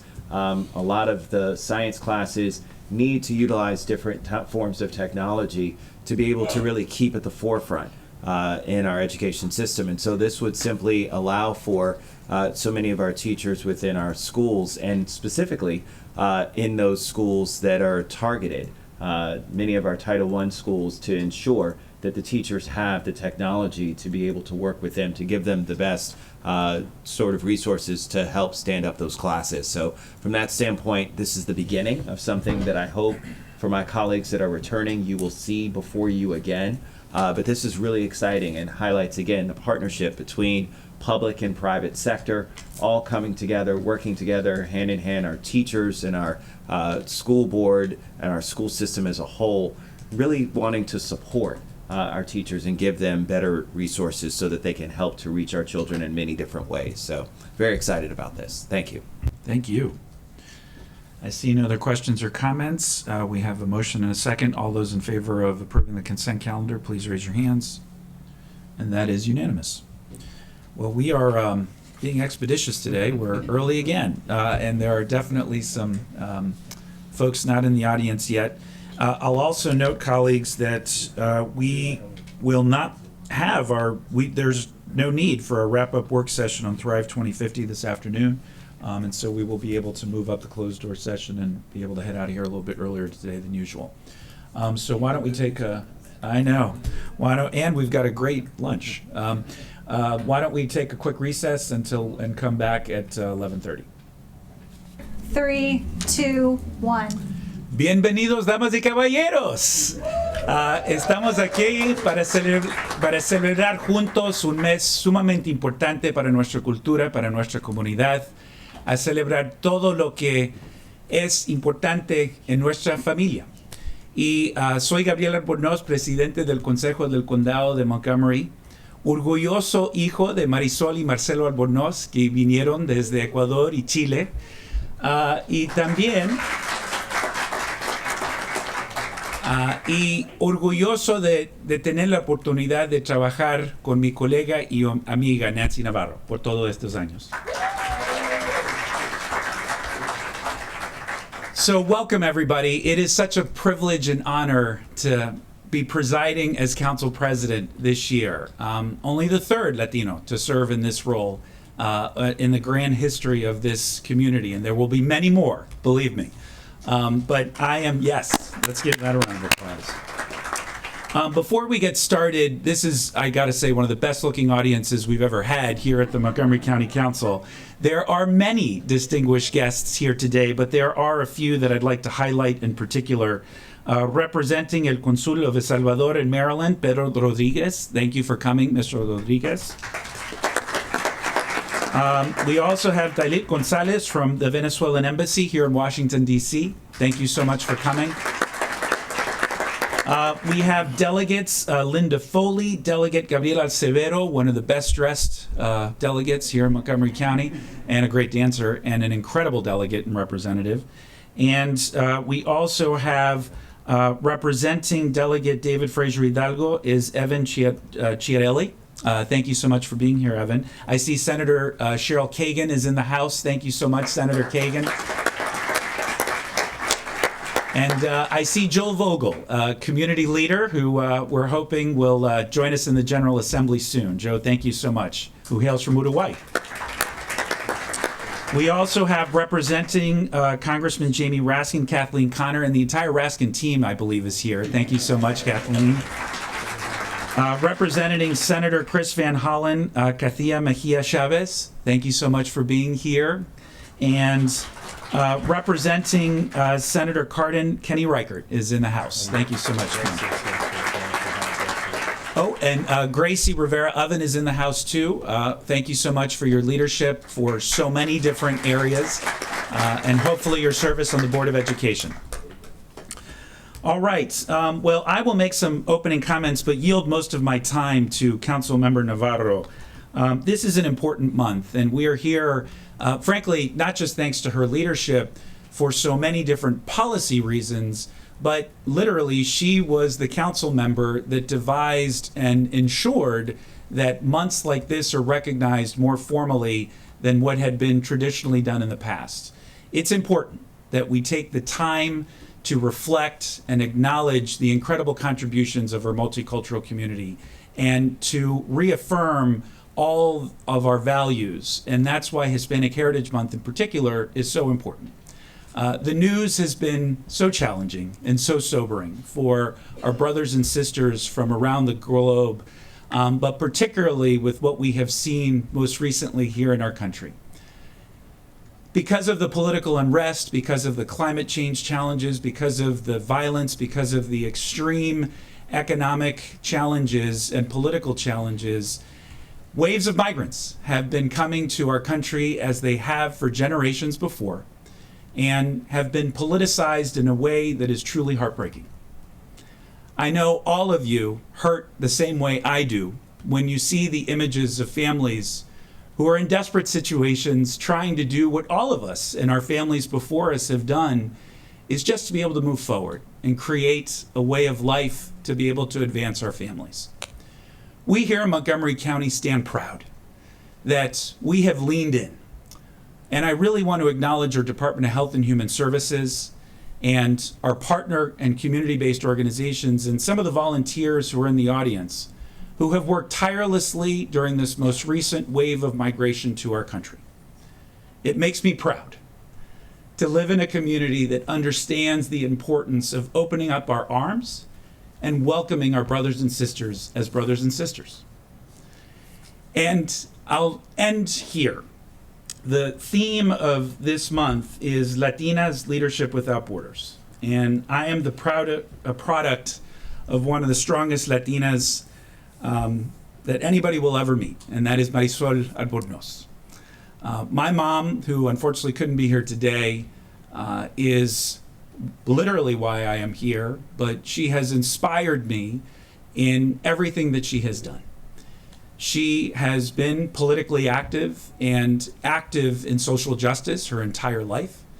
She managed a doctor's office for more than 32 years and provided unbelievable customer service and care to patients who were sick and in some cases their greatest hour of need.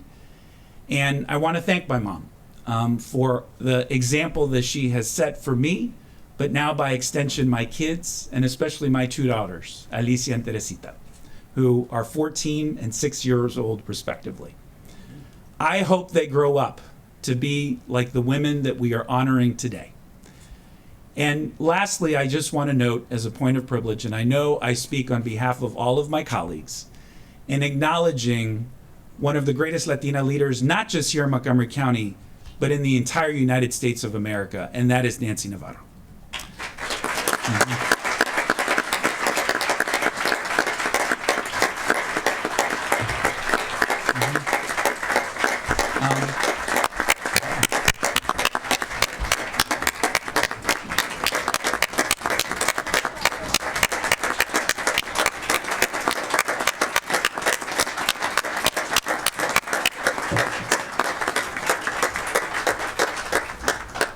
So Nancy has been a trailblazer, both in terms of her policies and her leadership, her service on the Board of Education, her service on this council, serving 2 times as our council president, but more importantly, the legacy that she has created and the bridges that she has built in our community are going to outlast all of us. You can't touch anything here on this dais or in this community without Nancy's fingerprints somewhere. So Nancy, on behalf of all of our colleagues, I do truly want to thank you. I know this is your last year on this body, but I know your work will continue. And with that, I proudly now turn it over to you to make some comments.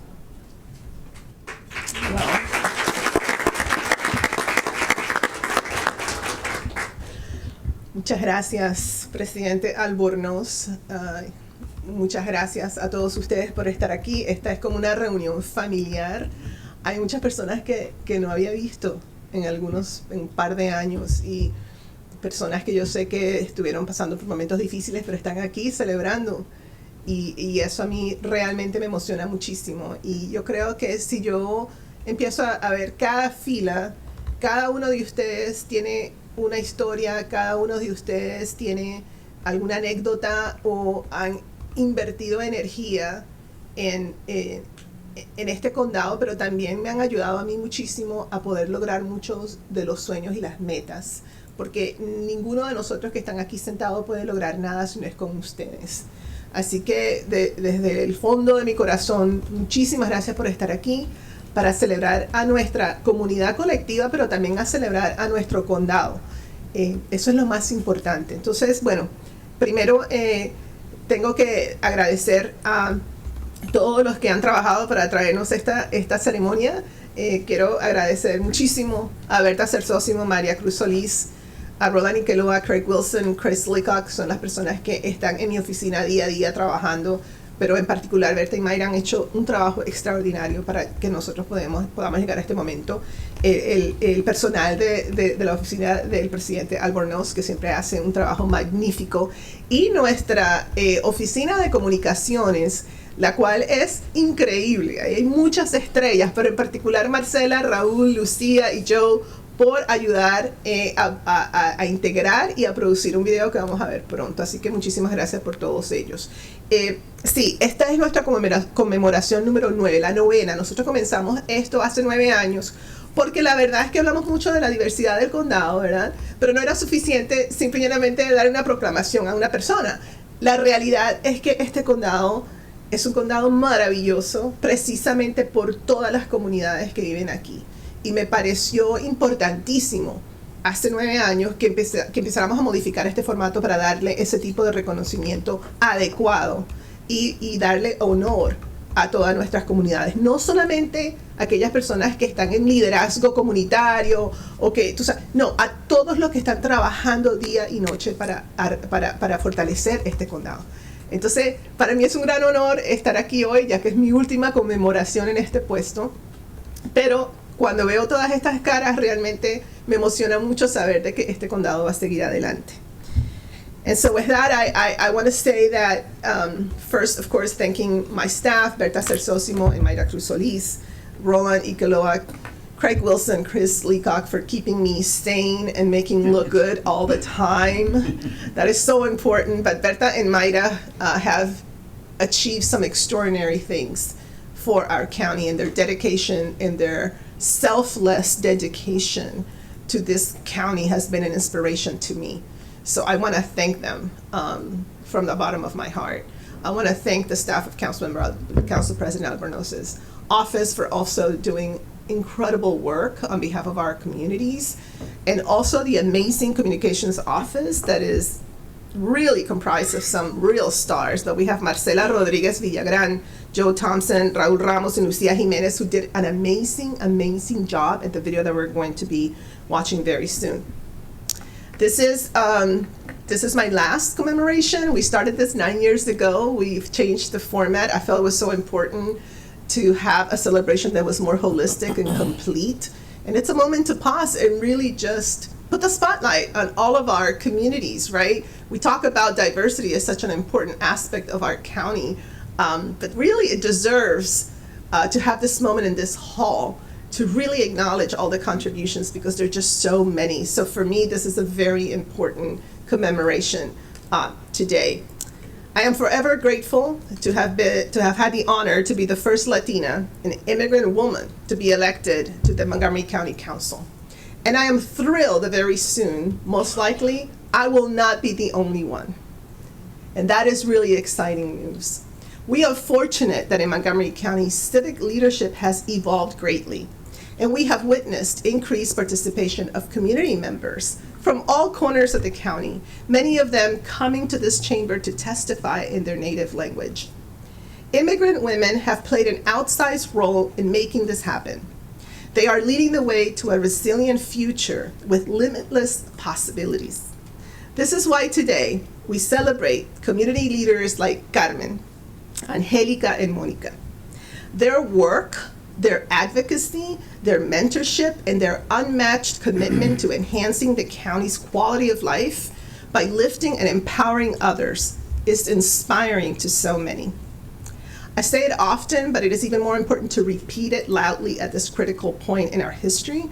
Montgomery County's diversity is its defining factor, its strength, but only if we commit to authentically empowering all of our communities to be part of the decision-making process. This is key here in our county, but also throughout our nation. The Latino community's impact and potential is quite vast. Our power in shaping and driving change is extraordinary. I'm just going to share just some data points. And this is US data. As you all know, there are 62 million Latinos in the United States, 62 million. The total economic output of the US Latino population, if it was broken out as a separate country, would be the 5th largest in the world.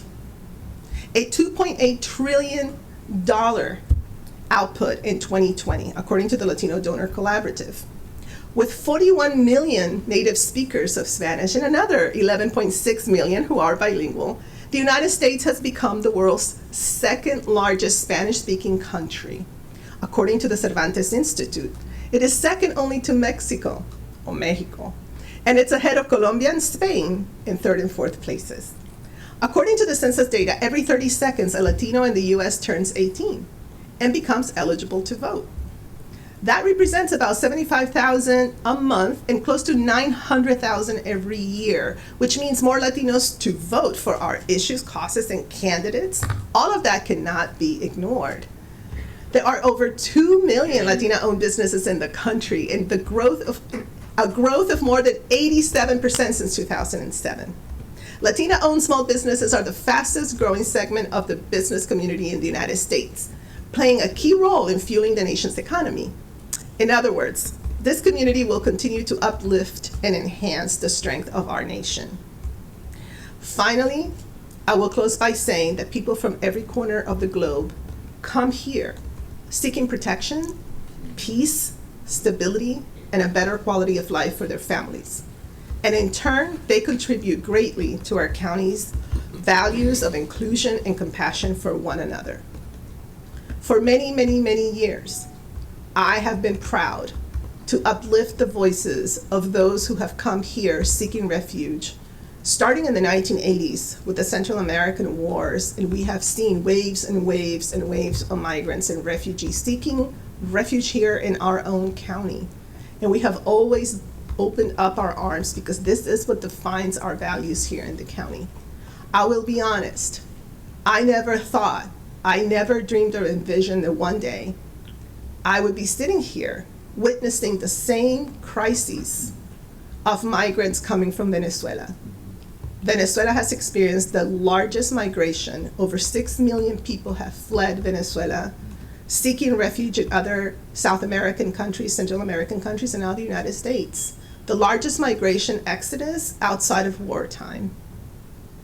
And so once again, we are confronted with the notion that every single time we have to think and make a decision, do we step up to provide refuge, humanitarian aid to those children, to those families, or do we turn a blind eye?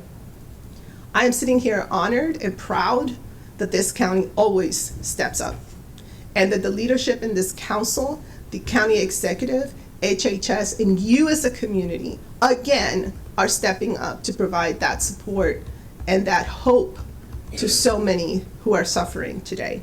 For that, I want to thank you, and I want to say that every day when we wake up, let's recommit to upholding our values of inclusion, of tolerance, of protection, and of peace.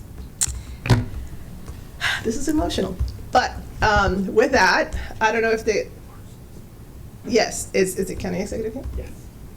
Yes, and now I'm going to turn it over to our County Executive, Mark Elridge, who, again, has also been a steward of promoting and enhancing those values here in our county of inclusion and protection for those who are seeking refuge. County Executive.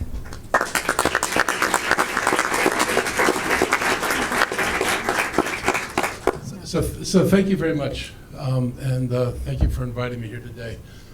This is important, and I think we all know why. And I just want to start by thanking particularly Nancy and Gabe, because in the middle of the pandemic, in the early days, we were trying to figure out how to change communications. And as we know, I was on the council before, everything was always centralized. And we made a decision to pivot, and you all brought me to the Vienna Star, and we decided that was the path to go with, and that led to hubs for everybody in the inclusion of all communities and allowing them to do more self-directed work rather than relying on the government to make these decisions. And I think that's why we achieved the rates of vaccination in this county that we did. It is no accident that the Latino and Asian populations are the highest vaccinated groups in Montgomery County.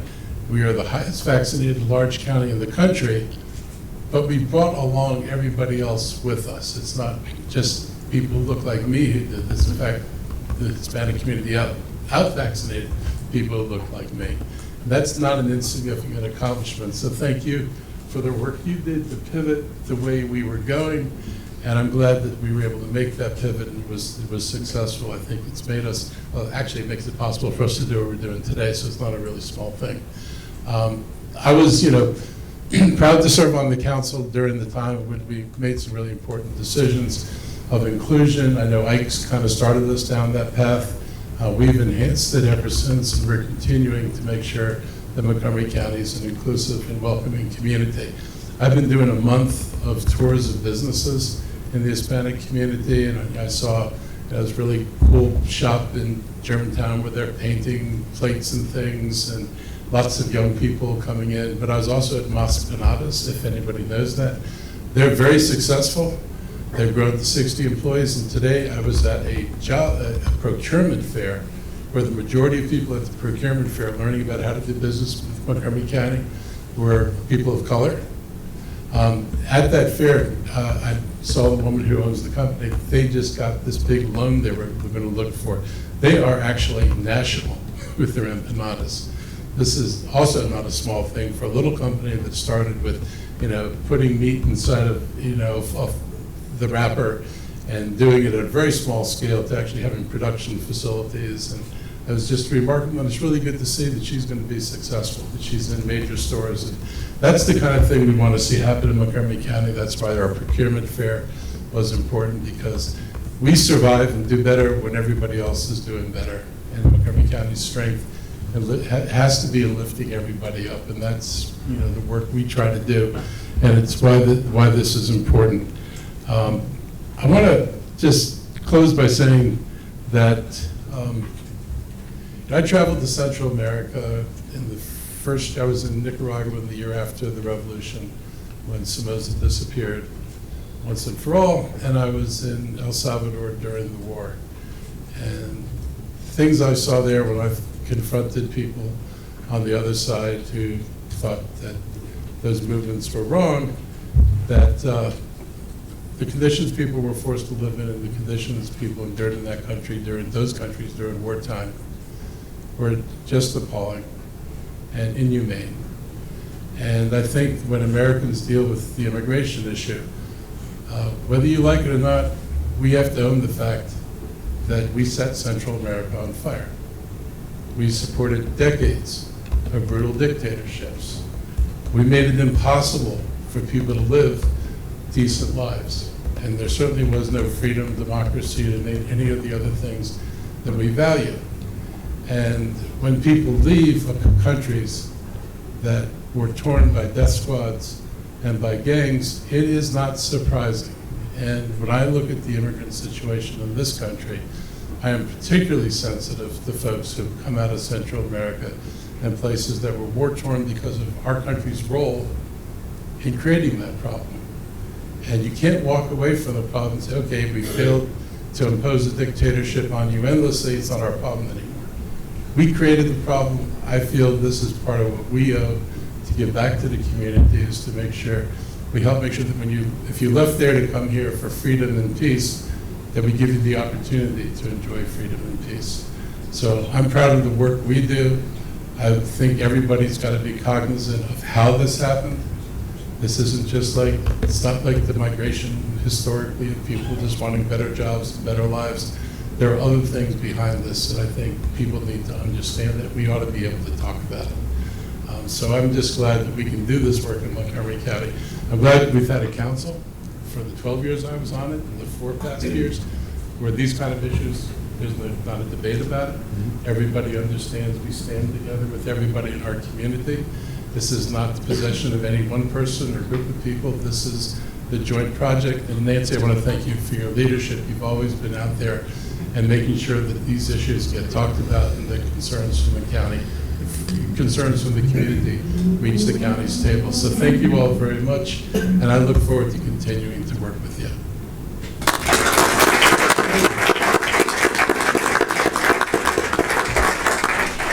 All right, we will now watch the video, and then my colleagues will each have an opportunity to say a few words when the video is over, and then we will go to the proclamation.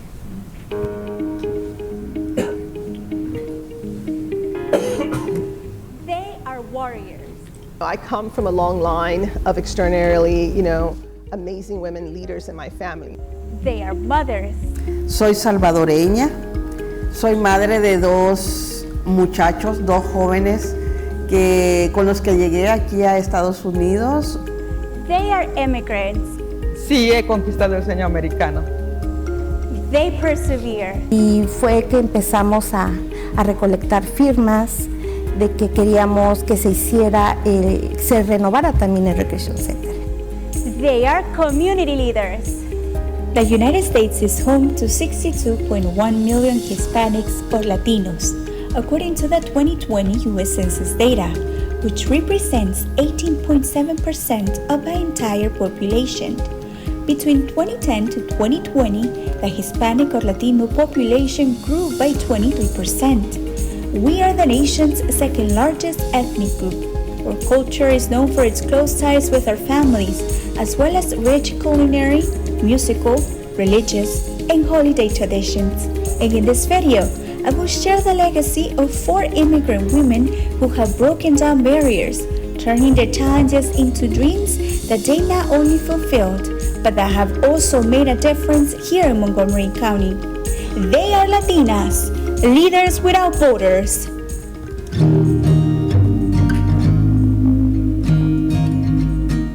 Give honor to whom honor is due.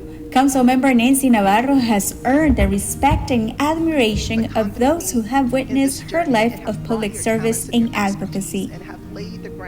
My greatest achievement has been to be able to occupy this space and deliver a very comprehensive body of work, because it has not been easy. Even in Montgomery County, right, 2022 still, it's not easy to be a woman in elected office.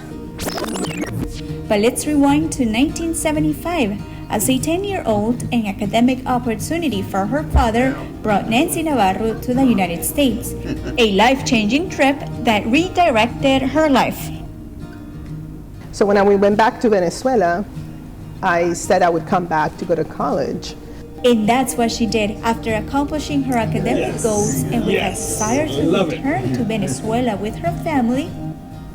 But then I met my husband, and everything changed because we got married, and we met in Washington, D.C. in 1990, and we got married in 1991, and then moved to Montgomery County because the schools. Her involvement within the school system would open the doors to a life of public service. After becoming the second Latina to serve on the Board of Education, she made history again as the first Latina immigrant to be elected to the Montgomery County Council and serve twice as its president and vice president. I have been able to do a lot, and I think I've been able to deliver a lot with an extraordinary team in my office, right? With an amazing team, and with an incredible also group of people, constituents who had not traditionally been involved, but through my Latino Civic Project and other projects, they came into the fold. But the project that I'm most proud of that she put together was Proyecto Cívico, which is an extraordinary legacy that I have seen firsthand the impact that it's had in our community to build an organization and a program that really empowers people to testify before the council and speak on behalf of their communities is really, really important. Being an immigrant and a woman of color has given her the tools to connect with the community, empower them to own their voice, and lead the charge on important pieces of legislation such as racial equity and social justice, minimum wage, initiatives like the early care and education, as well as Por Nuestra Salud y Bienestar. The latter, a national model that saved lives in Montgomery County in the midst of the health crisis caused by the COVID-19 pandemic. Being a Latina woman means that you embody a lot of different identities, at least that is my case.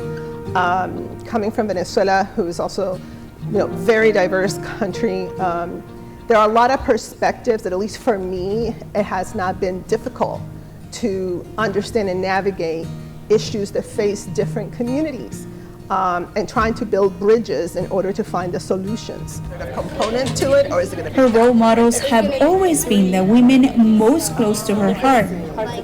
I come from a long line of extraordinarily, amazing women leaders in my family. Mi abuelita, mi mamá, they're my aunts, las tías, they were all women that were almost like ahead of their time in breaking down paradigms and moving us forward, moving my own family forward. I want to also thank my colleagues. There's no mountain high enough that can stop Councilmember Navarro. Her fighting spirit and her love for Montgomery County have given her the power to break down barriers. She is a Latina whose leadership does not have borders nor limitations.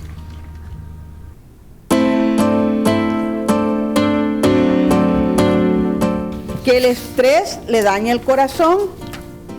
Carmen Hernandez never imagined leaving her native country in 2005, but overnight, her life took an unexpected turn.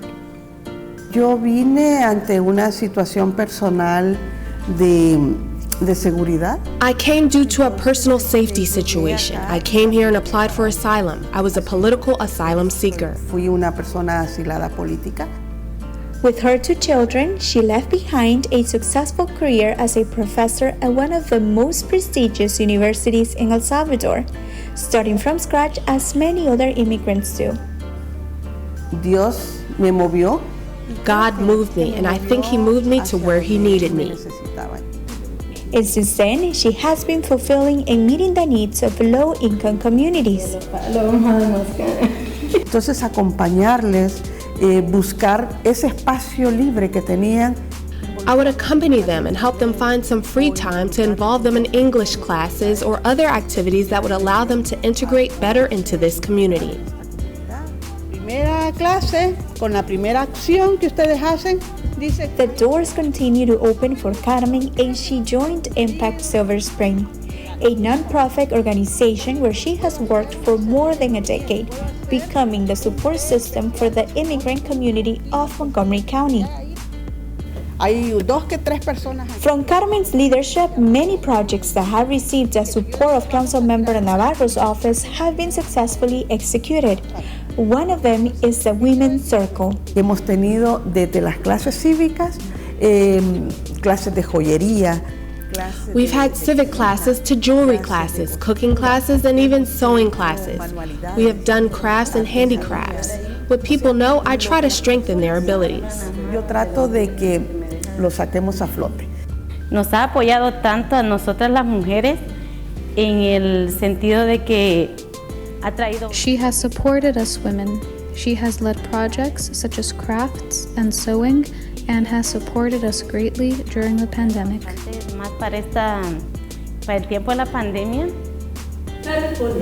Que vengo de las cumbres, sí, Señor. And with gratitude in her heart, Yo le diría a la concejal Navarro, gracias. I'd like to thank Councilmember Navarro. She has always been by my side and is a woman of integrity. She has not only given to the council her wisdom, but has truly been there for the community. Su sabiduría y sus habilidades, sino que ha acompañado realmente a la comunidad. Carmen Hernandez is an example that leadership goes beyond borders.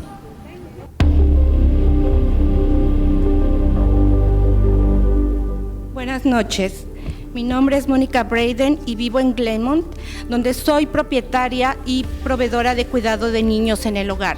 In union, there is strength. Monica Braden is a Mexican immigrant who fought tirelessly for several groundbreaking projects spearheaded by Councilmember Nancy Navarro that are now a reality in Wheaton. Aún habiendo el dinero para la renovación del Recreation Center, Even though there were funds for the renovation of the recreation center, there was a group of people who wanted to keep it as something historic.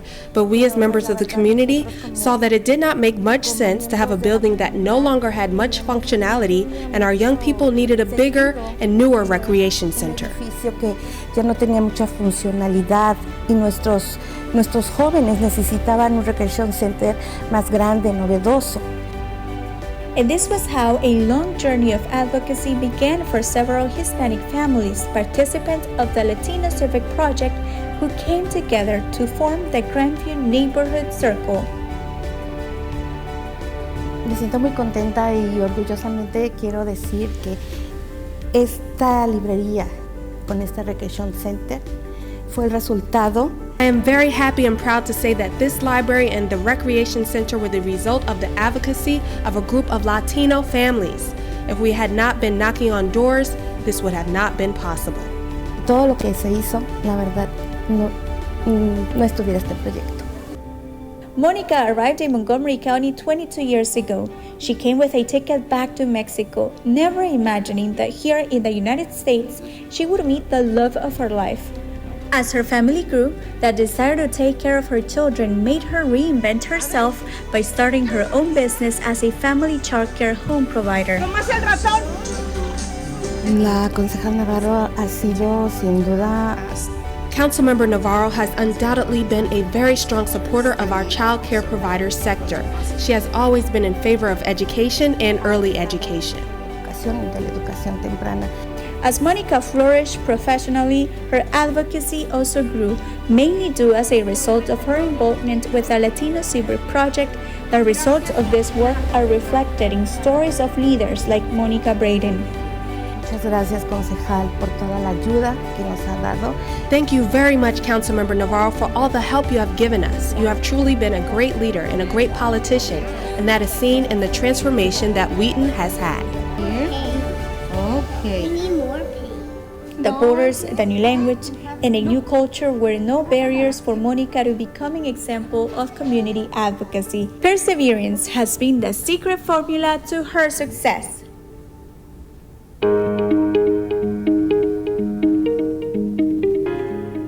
Mi nombre es Angélica Zaragoza.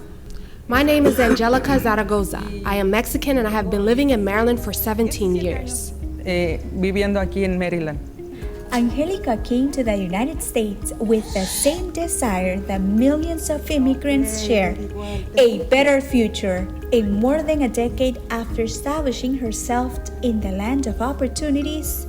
I've conquered the American dream.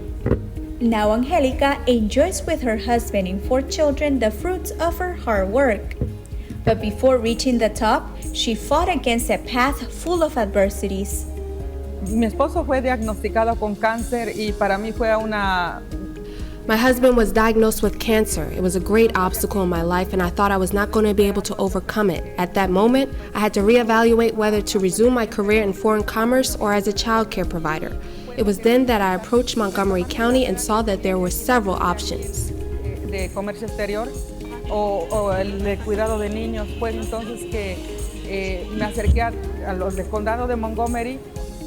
Every cloud has a silver lining. The desire to take care of her husband made Angelica reinvent herself.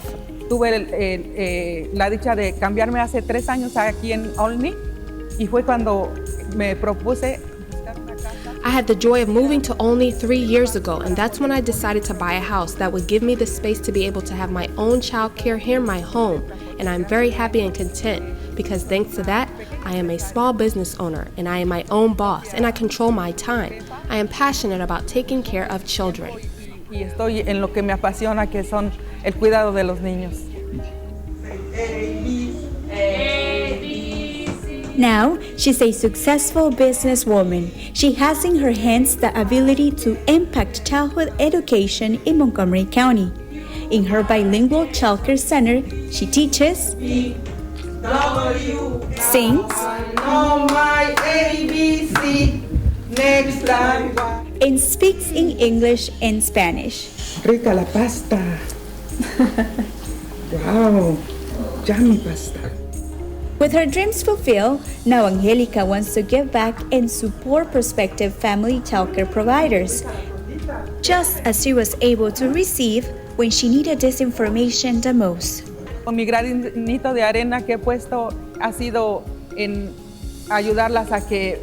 This is my grain of sand to help them take courses and training. I am part of the board of directors of CAMS, and while being there, I have realized that there is a great need for guidance amongst women who want to start their business. De orientación y de ayudas para muchas mujeres que quieren poner su propio negocio.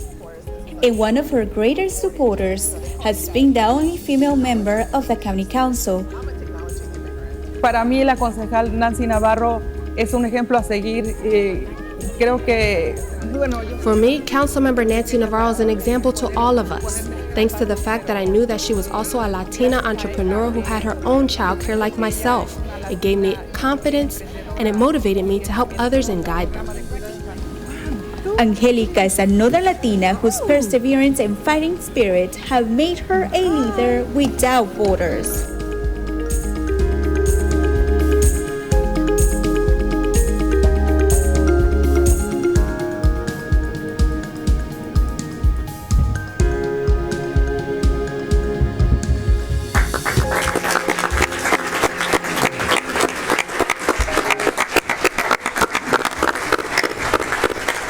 That was beautiful. We're now going to hear comments from colleagues. Oh, we got that echo again. We're going to start on this side with Councilmember Katz. Thank you, Mr. President. Hola, amigos. Buenas tardes. After I say me llamo Sidney Katz, you pretty much heard all the Spanish I know. But I want to note that President Albernaz has reminded us that the longer we speak, the longer we have to wait for lunch. So I'm going to be quick, I can tell you. But let me begin by congratulating all who worked on that marvelous video. That deserves an extra round of applause, please. And let me say very publicly, there is only one Gabe Albernaz and only one council member and chair of the Government Operations Committee, Nancy Navarro. They deserve another round of applause as well, please. I am truly proud to call them my friends and my mentors. Celebrations like this are truly the most fun part of the job that each of us has. And today has certainly been another example of that. We are all fortunate to live in Montgomery County. And on a personal note, I am so very lucky to have so many friends and mentors in this room. I grew up in Montgomery County, and I truly thought I knew Montgomery County, and I knew a little bit, but I was taught by so many in this room who took the time to really mentor me, to help me realize what I did know and realize what I didn't know. And that is always the best help that you can possibly get. I thank each of you for working with us to have a better place. Montgomery County is home to 4, I believe, of the most diverse places in America. They just recently named. Gaithersburg, where I was the alcalde, is now the 3rd. I like to enjoy teasing my friend and current mayor, Judd Ashman, that when I was there, they were number 1. And he takes that okay, but that's true, by the way. You know, all of you, every one of us have said, and I say this all the time, and I'm going to stop because I know everyone has something to say, but I've always said that to me, a community is a family. And I sincerely thank you for being a part of my family. Thank you very much, Mr. President. Thank you. Councilmember Jawando. Thank you. Good to see everybody. I love the pictures of my colleagues' big hair. I think that was the #1 thing I love. But also the great community leaders, the Latinas who are doing so much in the front row here and have done so much, along with so many in this room. And Council President wasn't lying when he said this is like the best looking room we've had since we've started coming back, for sure. As Council Member Katz said, you know, our community is a great community.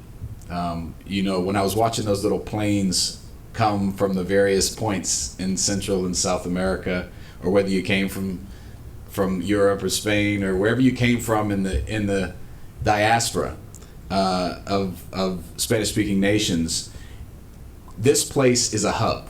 You know, we've got the largest Salvadoran population outside of El Salvador here. I've been to the festivals, I've seen it. We have one of the largest communities of immigrants in the nation, of all immigrants here in this nation, here in this community. And when I think about what makes up Montgomery County, it would not be a place I'd want to live without the Latino community. You know, I said at the Salvadoran festival a couple years ago, pre-COVID, I said, mi sangre es tu sangre. And if you think about, particularly in Central and South America, those of you who have come from those countries or ancestors come from those countries, there is a big tie between all of our communities. My dad coming from Nigeria, and then all that population coming over to Central and South America, and all the mix of indigenous and European and African peoples. We are all one people. And I'm reminded of that every day in this community.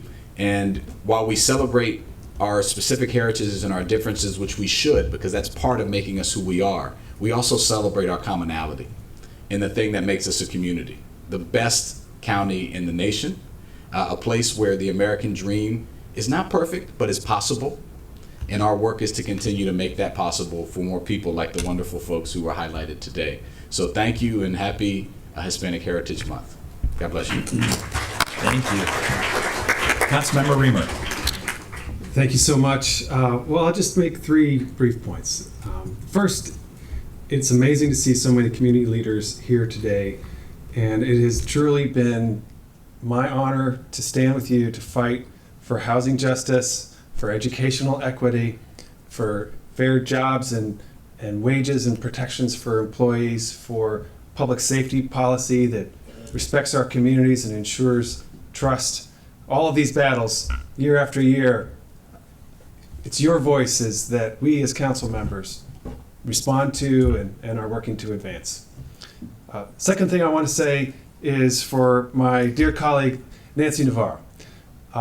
You are a bold politician, and this is an arena where there are a lot of forces that are constantly at work trying to knock a person off of the course, or deter them from their vision, or impede their progress. And you, I think more than almost anyone I've ever worked with, have been so forceful and strong in where you want to go, and will pull everything together to get there. And it is a quality that I admire tremendously, and I want to recognize you for that. The last point I want to make is reflecting again on this room. one of the aspects of your work that I've enjoyed the most, as our council president also stated, is the Latino Civic Project. The work that we do to change who is in the room is the most important work, because I learned at a young age that the outcome of a political process is determined by the participants of that process. And as long as Montgomery County government, the people who participate, don't reflect the community, the outcome will be distorted by those who are there. And so the challenging work of going deeper and to build and nurture and grow our civic community is a long contribution that we will sustain. So I want to thank you for that as well, and look forward to continuing our celebration today. Thank you. Thank you. Councilmember Hucker. Thank you, Mr. President. First, I want to express my deep gratitude to each of the heroes recognized in the video and the entire community for your contributions to Montgomery County, because every sector of our society, whether it's our government, our schools, our neighborhoods, our culture, and our economy, are all strengthened and made much more vibrant and wonderful to as a county because of your contributions. And second, I want to echo what so many have said, how fortunate we are to work with Council Members Navarro and Albornoz. And I want to thank them publicly for the opportunity I had to work so closely with them last year when I served as council president during the horrible recession and the pandemic that we all lived through. I want to tell you that we see their dedication and passion every day, but I was able to see it particularly up close last year during that those crises when the county executive reminded us we had to do things differently and come up with new ways to meet those challenges. And especially because of leaders like them and others here, Sonia and Bibi and Gracie and so many of you, this council stood up funding and entirely new programs and made it a priority to make sure all of our residents could access not just testing and vaccines, but culturally competent health information and services and support for our small businesses that weren't there in previous years. And they are still there today because of our joint commitment to that principle. There's a lot more work to do, and we have to continue to celebrate and take pride in our diversity, but also to enthusiastically take action to address our persistent inequities, whether we're talking about the opportunity gap in our schools or the disparities in our healthcare system or the inequities in our housing and our transportation systems. We all have to continue to tackle those every single day. All of us, I think, know that our future and our prosperity depends on ensuring that all of our residents, not just some of our residents, can really succeed and meet their potential. At the end of the day, we're one community that should be united. And as I close, I want to just share a quote from a hero of mine who I had the great fortune to meet many years ago, the legendary civil rights leader and organizer Cesar Chavez, who said, "We cannot seek achievement for ourselves and forget about progress and prosperity for our community. Our ambitions must be broad enough to include the aspirations and needs of others, for their sakes and for our own."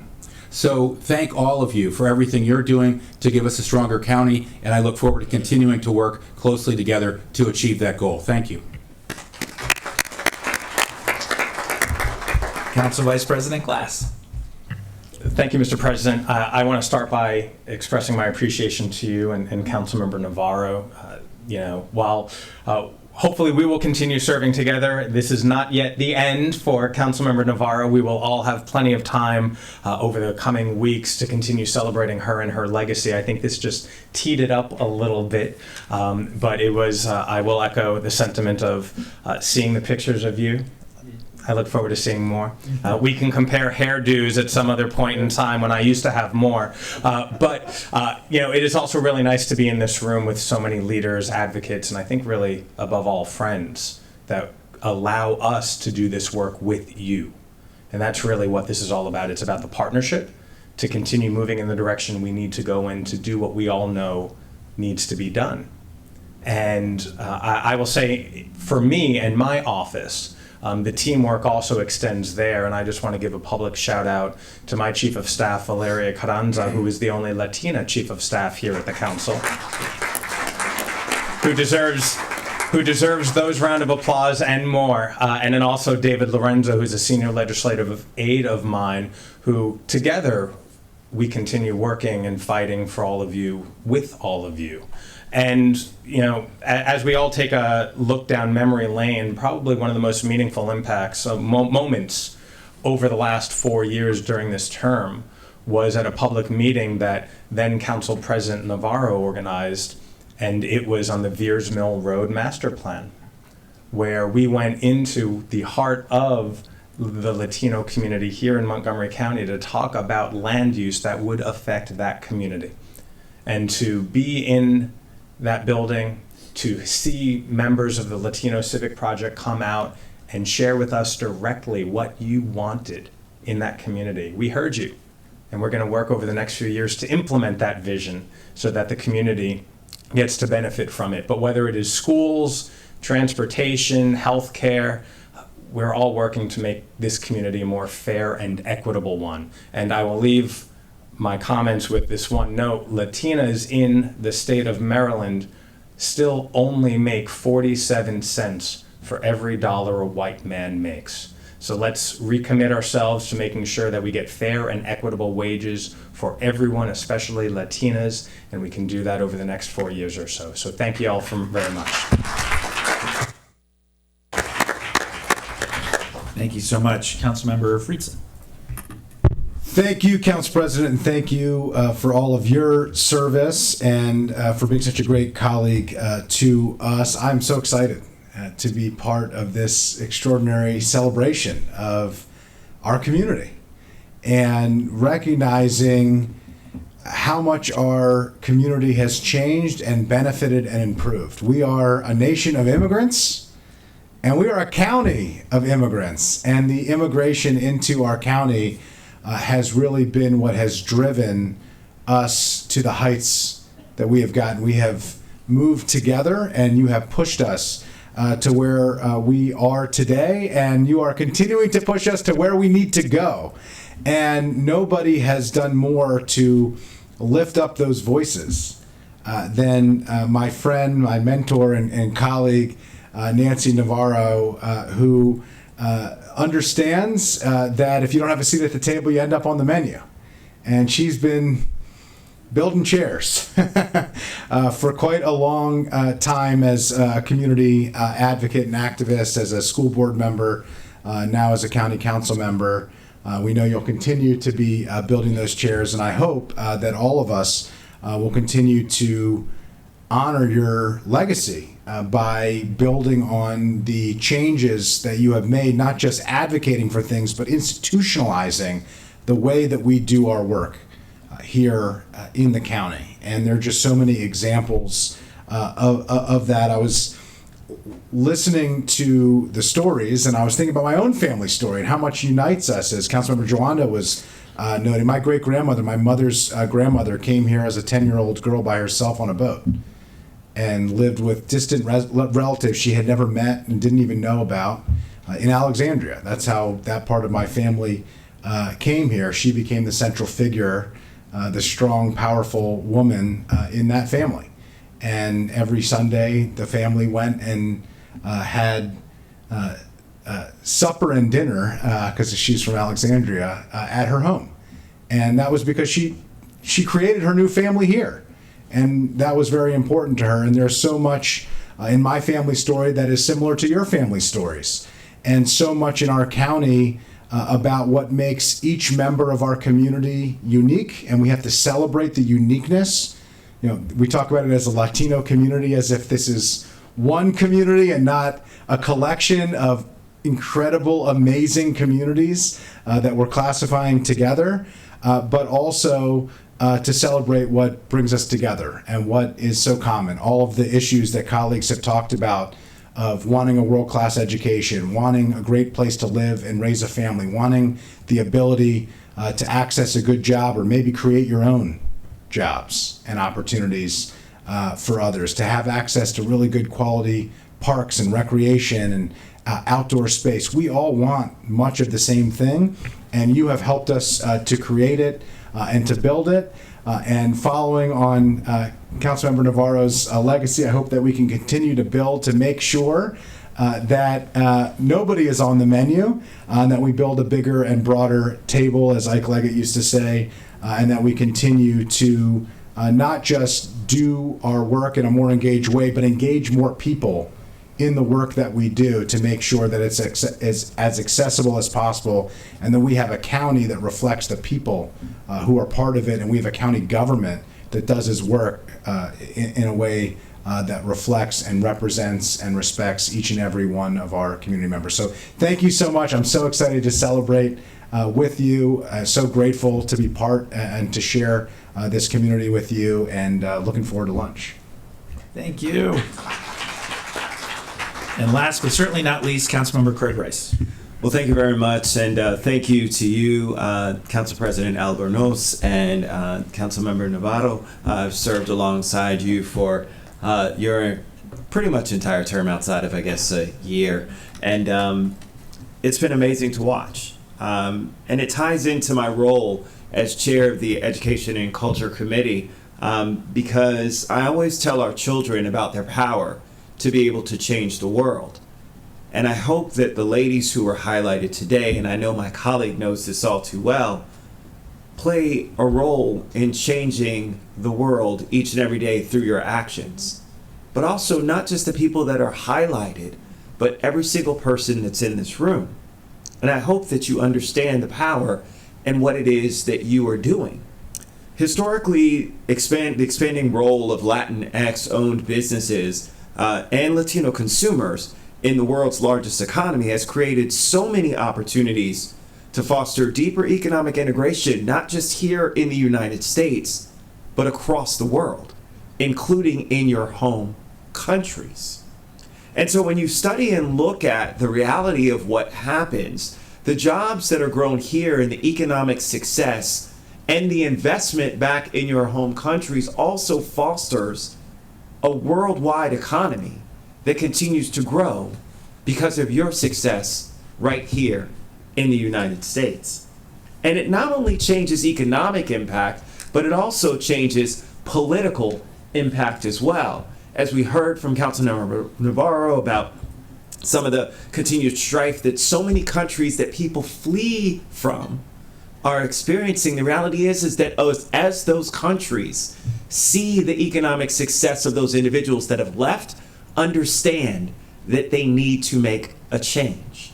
We've seen that with Mexican government and with other governments throughout South America. Change is coming, and it's because of each and every one of you. And then when we look here at the benefits that we've got, from cuisine to music to sports to film to fashion to entertainment to family and traditions. There are family traditions that have come from your cultures that have been embraced by the United States across the board amongst all other cultures as well. True integration. The reality is that we have to stop talking about building walls and talk more about building opportunities. That is what our conversation should be about. It should not be about keeping folks away from each other. It should not be about borders. It should be about truly building integration. And so, to my good friend Nancy Navarro, I just want to close with a quote from Dolores Huerta.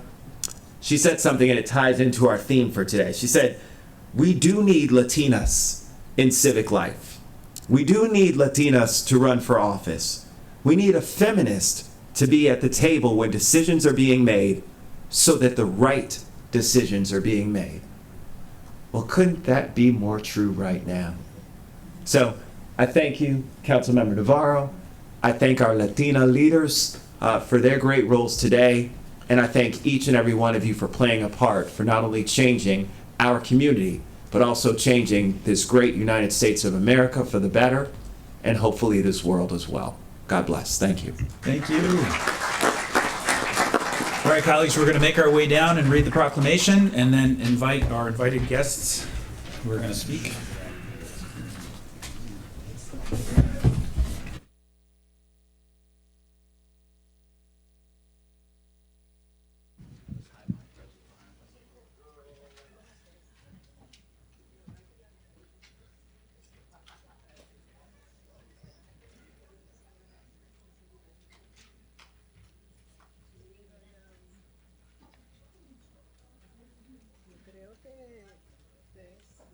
Yep.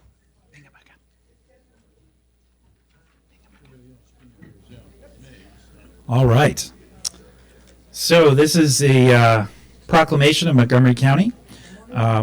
Whereas since 1988, Hispanic Heritage Month serves as a time for all to celebrate the histories, cultures, and contributions of residents whose ancestors came from Spain, Mexico, the Caribbean, and Central and South America. And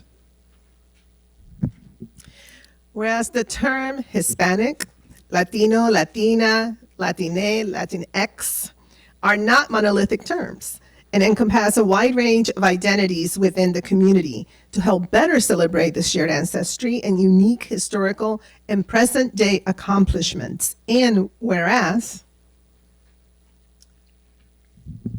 Hispanic Americans have helped shape our history and drive progress for all people. They are innovative entrepreneurs driving our economy, artists enriching our world, scientists and engineers revolutionizing our way of life and making new discoveries, chefs providing food and assistance to those in need across the world, as well as advocates leading the way for social and political change, and so much more. And whereas, according to the 2020 census, the Latino population in Montgomery County has increased by more than 30% since 2010, making up more than 20% of the county's entire population. And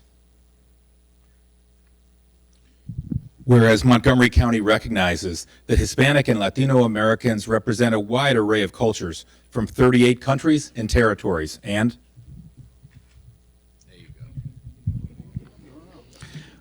Thank you. Whereas Latinos in Montgomery County have been central to the development and prosperity of our community by contributing to the advancement of the economy, the arts, science, sports, religion, business, education, and public service, and by affirming the importance of family bonds and community spirit. And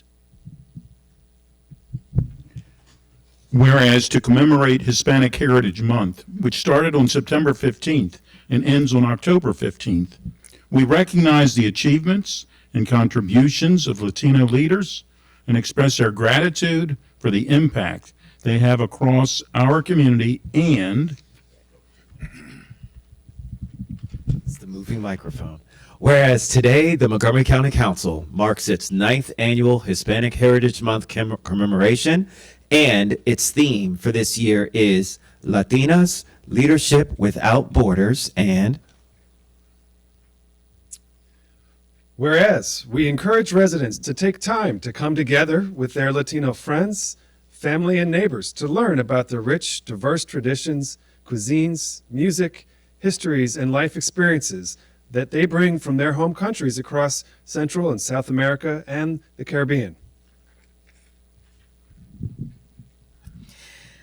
now therefore it be resolved that the County Council of Montgomery County, Maryland hereby celebrates National Hispanic Heritage Month, presented on this 11th day of October in the year 2022, signed by our Council President Gabe Albornoz and myself, Nancy Navarro. Congratulations.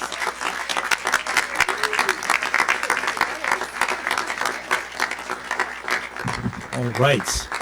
Point of privilege, I want to acknowledge Maida Bayonet on my team, who played a big role in helping to organize today. Thank you, Maida. And welcome Jackie White to our team, who is a new member of the Grace Rivera Oven family. So, welcome, Jackie. And now we will hear from our 3 Latina leaders.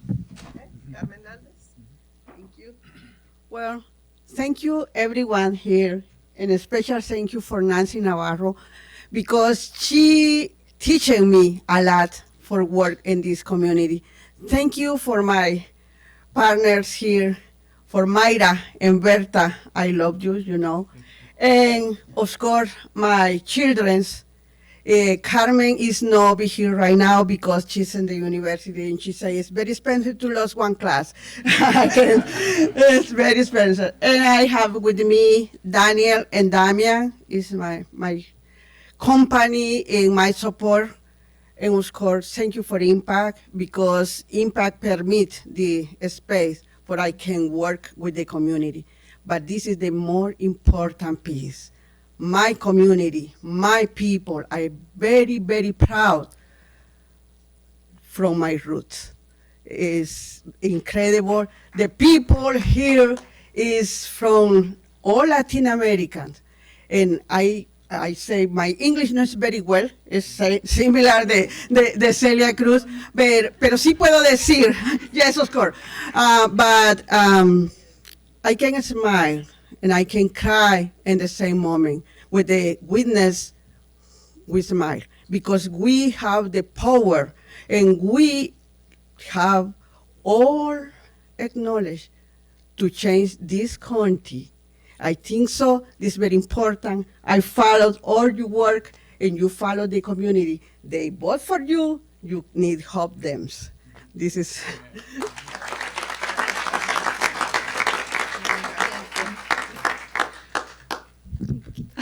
Thank you. Okay. Many thanks to the council members for this recognition, especially to council member Nancy Navarro for all of her great work for the community. As a resident of Glenmont in the Wheaton area for the last 22 years, I have witnessed the transformation and development that Wheaton has since Nancy Navarro has been the councilwoman in this district. With the construction of the new ambulance station, the construction of the bridge between Georgia and Randall Avenue, the joint renovation of Wheaton High School and Edison Technical School, the new county building, the new fire station, and the construction, the new library and recreation center. In the last two, we formed a small group of neighbors with the name the Circle Opportunities of Grandview. Now, on many doors, collecting signatures in the middle of the cold winter with the snow, and as well, hearing where we testify our needs. It's been a pleasure for me to be a founding member of the Latino Civic Project since Council Member Nancy Navarro started this initiative in 2012.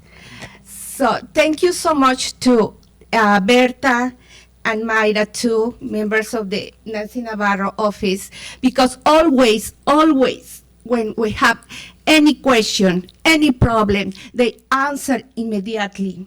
So always they hear us. And thank you so much.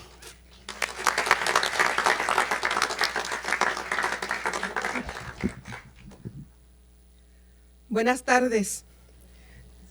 Thank you for this Community Award, Latinas Leadership Without Borders. I am really honored and appreciate for being chosen as a leader, Latina woman in Montgomery County. I want to thank all the council members, but especially Nancy Navarro, for her exceptional personal role modeling and for creating the Latino Civic Project, which has provided civic education and self-confidence for numerous Latinas. Also, I want to say to the Latino community, ¡sí se puede! ¡Adelante! Finally, I want to say sincerely thank you to my beloved family and friends present here today and those unable to come. Muchas gracias.